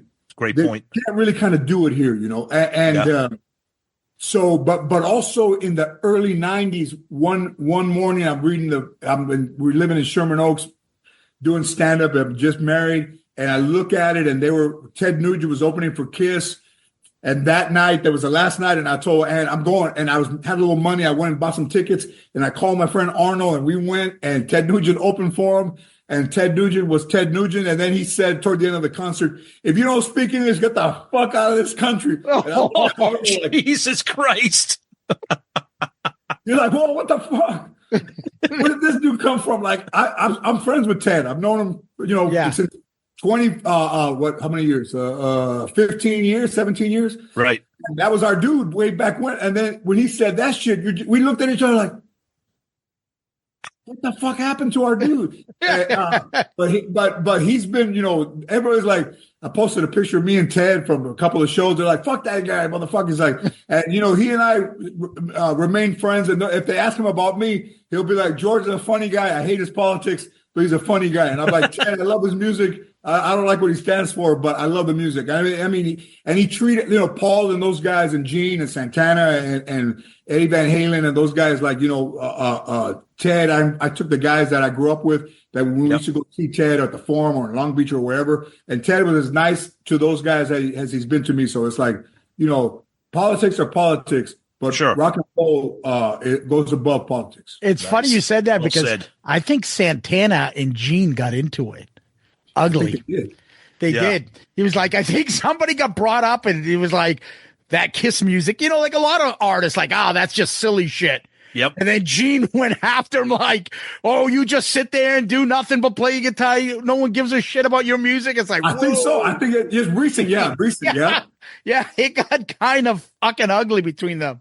But then, these dudes are in their 70s, man. They're like fucking old dudes going at each other. Right. Yeah. I've been around Santana, the same access too, great to me. Sure. Friends, forever. And like I always say, I've said it before, like everybody whose poster was on my wall growing up, I became friends with. That's amazing. It's amazing. Yeah. Eddie and I, were fucking close and gave me a God bless. So what was I gonna say? Carlos. Santana and Kiss. Yeah, what was I say? Fuck, forgot. But I mean, I forgot what I was gonna say. But I think I would go to Vegas and also the residency over there they had over there at the Hard Rock and stuff. But, I kind of miss that they're not around, Oh, everybody, we all do. Yeah. 100%. Yeah. And that's why and this also with the fact that it's like they can't do it, it's such a big thing. Like they can't do a small theater. I mean, Kiss it's big or it's not Kiss. Right, right. Well, that's why this Vegas thing has gotten so much buzz. But the supposedly not wearing makeup. Yep. And no like pyro and other stuff. No pyro, no nothing. It's more like a convention, and there'll be other acts doing stuff like a Kiss for 2 days. Well, you know what? I'm going to tell you this. I'm going to tell you as a fan, the end of the road was not the end of the road in Madison Square Gardens. Yep. Right? Yeah. As a fan, you guys were there. You went. Yep. End of the road. You think end of the road, right? Yeah, and then the avatars and the whole smoke screen, and you were forced to sit there to watch, a sci-fi version of this band you've been for 50 years. So if you're going to say that is the end of the road for us fans, put the fucking makeup back on in Las Vegas because it's not the end of the road. You've continued, and we were there thinking it was the last show. So fuck all that acoustic bullshit. If you're about, listen, this is kind of me. Forget I even know those guys. If you're fans, put the fucking makeup on and go back and do what you did and honor us with that.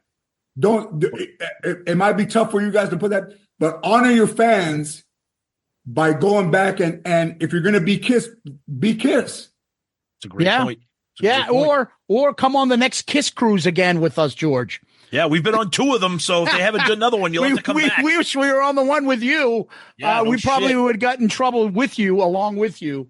Man, I mean, listen, there's something about that fucking ocean air with fireballs at the top, sitting on top of a fucking pina colada. Oh, yeah. People are like, oh, he fucking fell asleep. I fall asleep all the time, man. I fucking passed out and fell more times than fucking anybody would even fucking. You know what, man? This is a fucking good time. I'll fall down. I give a fuck. I'll fall down and I get back up. Yeah, it's having a good time. You got a little bit fucking liquid like no one else has on those cruises. Oh yeah, that's fucking all good. Hey, but I mean, I would go, but also, it's like it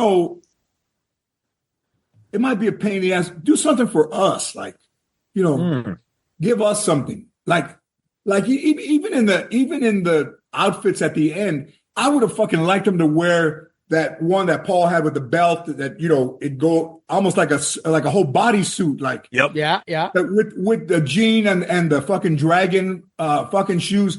Like I would have liked them to perform the last night in their fucking costumes from the fucking 70s, man. That would have been I agree. Great tribute. Yep. Oh, Great absolutely. Great point. The one night Friday night you wear the stuff, and then as a surprise to everybody, you wear the shit from the fucking from your first time in Madison Square Garden. Your first time. Fuck, dude, you would have been like, another great idea.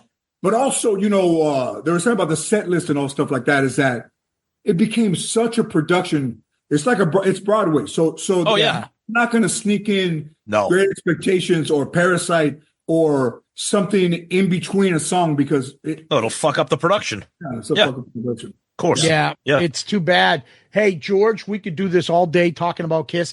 And when we love having our guests on, whether it's a big actor or comedian like yourself, anybody, when they get their Kiss release, Love the it. smile on everyone's face, like wrestlers or anybody, they just love. You know what it's like. A real Kiss fan loves to talk about Kiss.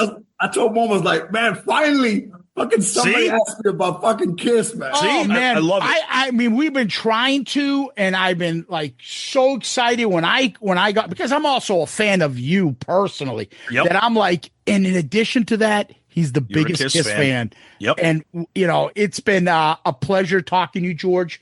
Been incredible. An honor, really. We hope we can get you back to talk more definitively, maybe about a couple albums or things like that, and break it down.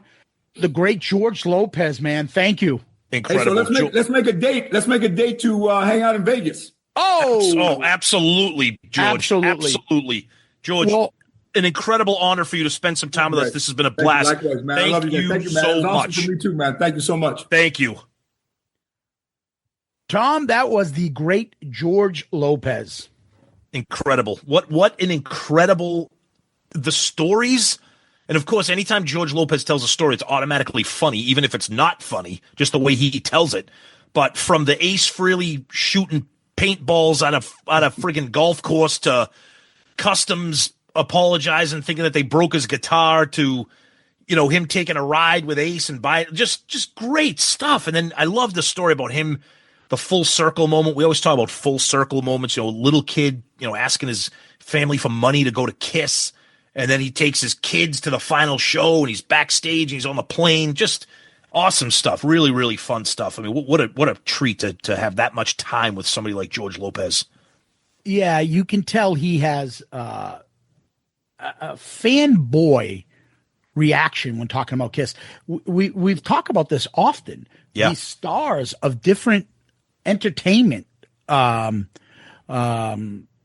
sections that don't want to really talk about what they do. They want to talk about Kiss, and this is their outlet. Yep. And George was, the story between him and them finding Ace jerking off all over himself. Oh, God, I forgot about that one. Jesus Christ. And how about the story that he's never told? And we prodded him a little bit, like, I don't know if no, tell it, George. Tell it. About, like, the dynamic between Paul and Gene, about Gene going to George and saying, Paul never really looked at my book that I had. That was incredible. Can you please have him do it? And like George being like, oh, are you fucking serious? You want me to do what? Yeah. That was an incredible story. It was great. But we are honored when we get guests. This one is kind of special for me because I'm a huge fan of his. Yep. And it's humbling for us, as we told him. He was saying that I listened to your show. I watched you. He followed us. And as soon as he followed us, we were like, oh, George, I'm going to get a dialogue going with it. And I got my dialogue going with him. He's like, fucking book it. Here's my publicist. Talk to him and get it confirmed. I want to come on. He was so excited to talk Kiss. And we loved hearing his stories. And guess what? We'll have him back. George had a great time, and we loved having him. And I think you guys will like hearing his stories. So, Tom, any final thoughts? It was just really we've had, we've been lucky enough to have some incredible guests from, people like Ace Frehley, Dee Snider, and, we've become friends with people like Eddie Trunk and Chris Jericho. And we're, I am not name dropping here, although I just did drop names. It's just humbling for us to just continue to grow and expand. And I want to thank our listeners for that too, because without us being the show that we are, without you guys making this show what it is, George Lopez doesn't come on the show. So I'm just so proud of us. I'm so proud of you, the listeners, the fans, the supporters, that we can do these kinds of things for us and to give you something like George Lopez for 75 minutes. Just incredible shit. Yeah, and this is the kind of stuff that we want to give you guys. 1 week, we're breaking down the best Kiss album side. The next is an interview with, a legendary performer who's a huge Kiss fan. Next week, maybe something different. Who knows? Yep. But we're glad you're along for the ride, and we're honored to have George, and we'll see him back here. Tom, what we do next is we go to Question of the Week. You got something? We do. And of course, our question of the week, especially during tax season, is brought to us by the great AB CPA Inc., our Hall of Famer and longtime friend and supporter, the great Tony Barone. AB CPA Inc. is an accounting firm located in the suburbs of Chicago that will assist you in all of your tax and account needs. For businesses, they can help you with everything from starting your business to financial statements, bookkeeping, and payroll, filing all your federal and state income tax returns. And of course, for individuals, they can help you with everything from rental real estate, trust and estate returns, and of course, your personal, federal, and state income tax returns. And Zeus, because they have access to all 50 states, it doesn't matter if you're in Texas or Connecticut. They can prepare an e-file on your behalf. Geography is not an issue. Check them out on Facebook and LinkedIn or visit their website at abcpainc.com or call them directly, 708-430-3232. That's abcpainc.com, 708-430-3232. We say this all the time. Tony is a friend. We have done our taxes with him for a few years now, so we can vouch for his services and his communication and his professionalism. It's amazing. Please check him out, abcpainc.com. And with that being said, our question of the week, kind of a topical one here. It's kind of interesting because it's not necessarily KISS related, Zeus. It's kind of show related. Comes from our friend Trent Bally. He says, I work in sports talk radio, and it's my job to book guests for the show. We're live in the morning, so it can be difficult to book guests in different time zones and pre-record things. Today, through one of my great friends in the industry, we were able to get Mike Eruzione on the show to talk USA hockey and reflect on his miracle run in 1980. Winthrop, Massachusetts, Boston University. That's right. We had to switch up the interview time 3 different times on the fly, but it was magnificent, and I was extremely relieved that we got him, which makes me wonder, how gratifying is it for you when you book a guest, carve out time to record, and then they hit it out of the park? I think of your countless home run interviews, and I'm genuinely curious. Cheers, Trent Bally. I've been saving this one because I knew that George was going to come on, so I figured it was kind of topical, Zeus. Oh, why don't you go first, buddy? Yeah, I mean, look, Trent, kudos to you and your career and getting Mike Eruzione on there. Yeah, it really is an incredible sense of accomplishment because there's that, I know for me, you know, I'll say it right now. I'm going to give my partner credit here. Zeus does the bulk of the booking. So there's always that level of excitement combined with that level of stress of like, okay, we got to get this guy. We got him on the hook. We want to reel him in. We don't want to lose it. Let's get him. Let's book it. Let's schedule it. What can we do? We always offer them the times that work for us. But if they're not flexible because of where they live, you know, we've interviewed Joe Lynn Turner, who lives over in friggin', I don't know, Poland, wherever the hell he is. Bulgaria. Thank you. I'm sorry, Polish people or Bulgarian people. But my point is, when it comes to fruition and you schedule it and you send them that link and you sit down and they come on and you're talking to them and it's flawless, it's entertaining, it's better than you thought, and then we get to give it to you, it's an incredible gift for me. And Zeus, I would think that you feel the same. Yeah, I feel the sense of accomplishment because it starts off with an idea. And I'm always kind of like, who would make a good guest for us? Who do we want? Right. What I try to do as much as possible is not get people that do the rounds. Yes. Hey, I just released a book. I was just on that podcast. I was on this podcast. I was on this podcast. I was on this. So I'll give you a good example of that. When End of the Road ended, Bruce was like, I want to come on your show and talk about it. We were ecstatic. We were all pumped up. The day before he comes on the show, he went and talked to Ultimate Classic Rock. I don't blame him. Of course. But it kind of took the sails out from under us. Yeah. And then we go on. And then after he came on with us, he went on a bunch of other podcasts. And I understand that. He's got to do that. So those aren't as gratifying, although talking to Bruce in that interview was incredible. And he's always great. Always. But getting somebody that no one really, like George Lopez, is a huge KISS fan. I've been thinking about trying to get him. Believe me, it's not easy, and I'm not going to give away. And please, I get these once in a while. Hey, how'd you get this guy? Hey, don't ask. Yeah, exactly. So it's hard work. These things, you got to like spread out the breadcrumbs for a while, and some hit at the same time, and you're like, oh, fuck. And That's some happened. get spread out, and you just got to keep working it. And so when, like, Lopez is somebody that I'm like, he doesn't hit the rounds. He wasn't on this podcast or this show talking Never. Kiss recently. He would make a great guest. And you know what? Our listeners are going to fucking love this. Mm-hmm. That's the fucking success. When we have this, and then now after Tom and I finish recording this, I get to edit this and I put it up and no one knows this is coming. And then it drops. And then I start seeing the first couple, holy shit. Wow. Oh shit. You know, it's satisfying. That's my reward. It's not a monetary thing. We ain't making money because we got George Lopez. No. But it is a sense of accomplishment that getting a guest, working that, getting him on, recording it, enjoying talking to them. Because again, I can't think of anybody we've had a bad experience with. Some are better than others, but we've never had a negative experience. Enjoy having these conversations with these people, and it's worked out fine. And we got more coming down the pipe, and some are going to be all in a row, some are going to be spread out. But I'm always working to try to get new people on here because I want to have the show be different. Fresh, not the same old shit. So it's hard work. We got to get our schedule, and Tom has a rigid schedule that we got to get in. But there are times he leaves work early. There's times that we smooth things around. It works. And when you get it done and you accomplish it, it's very satisfying. So yeah, this is a perfect example of it, working hard and getting it done. But I will say this. Go ahead. Wait till next week. Oh, Jesus. And it may not be on this show. It might be on a different version of our show. Just wait. Just wait. And when we say just wait, just wait. It's a personal one for us. Just wait. This, yeah.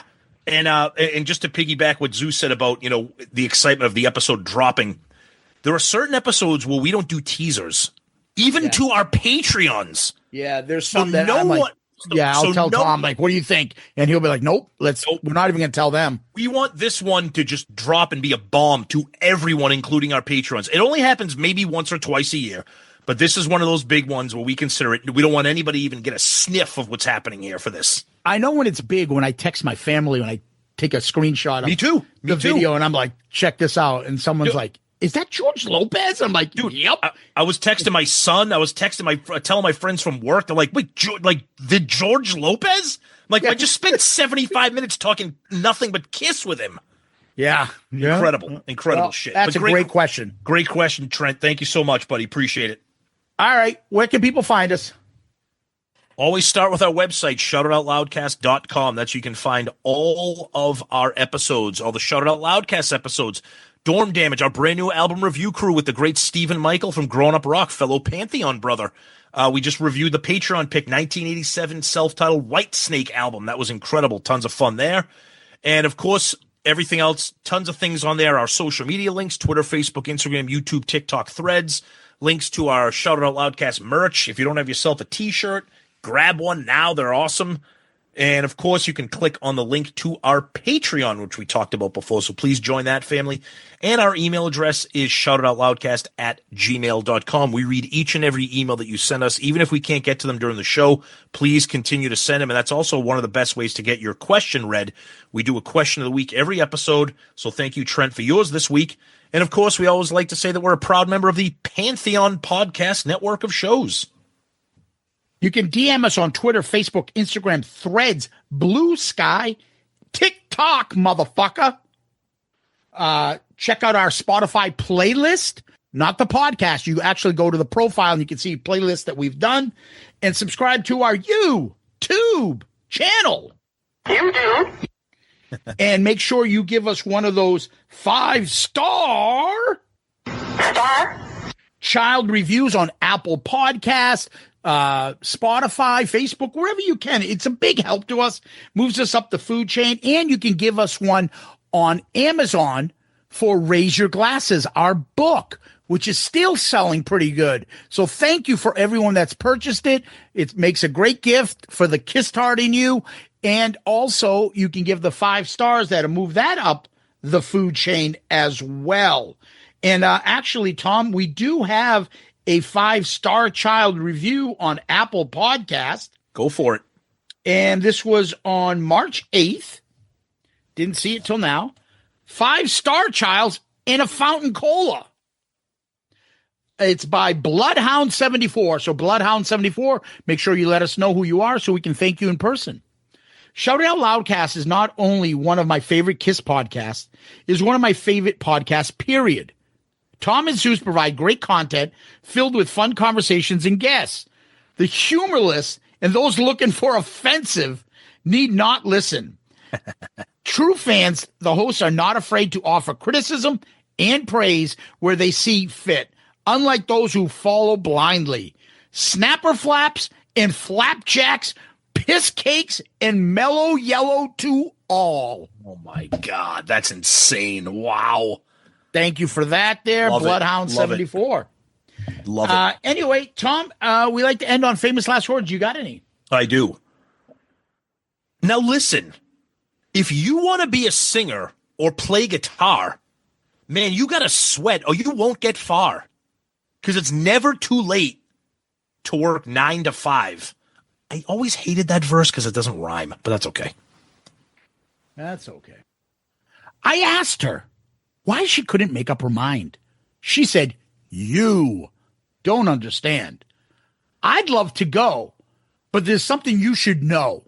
She showed me her wedding band. Ooh. George Lopez, Tom, KISStards, KISS Army, Loudcasters, thank you.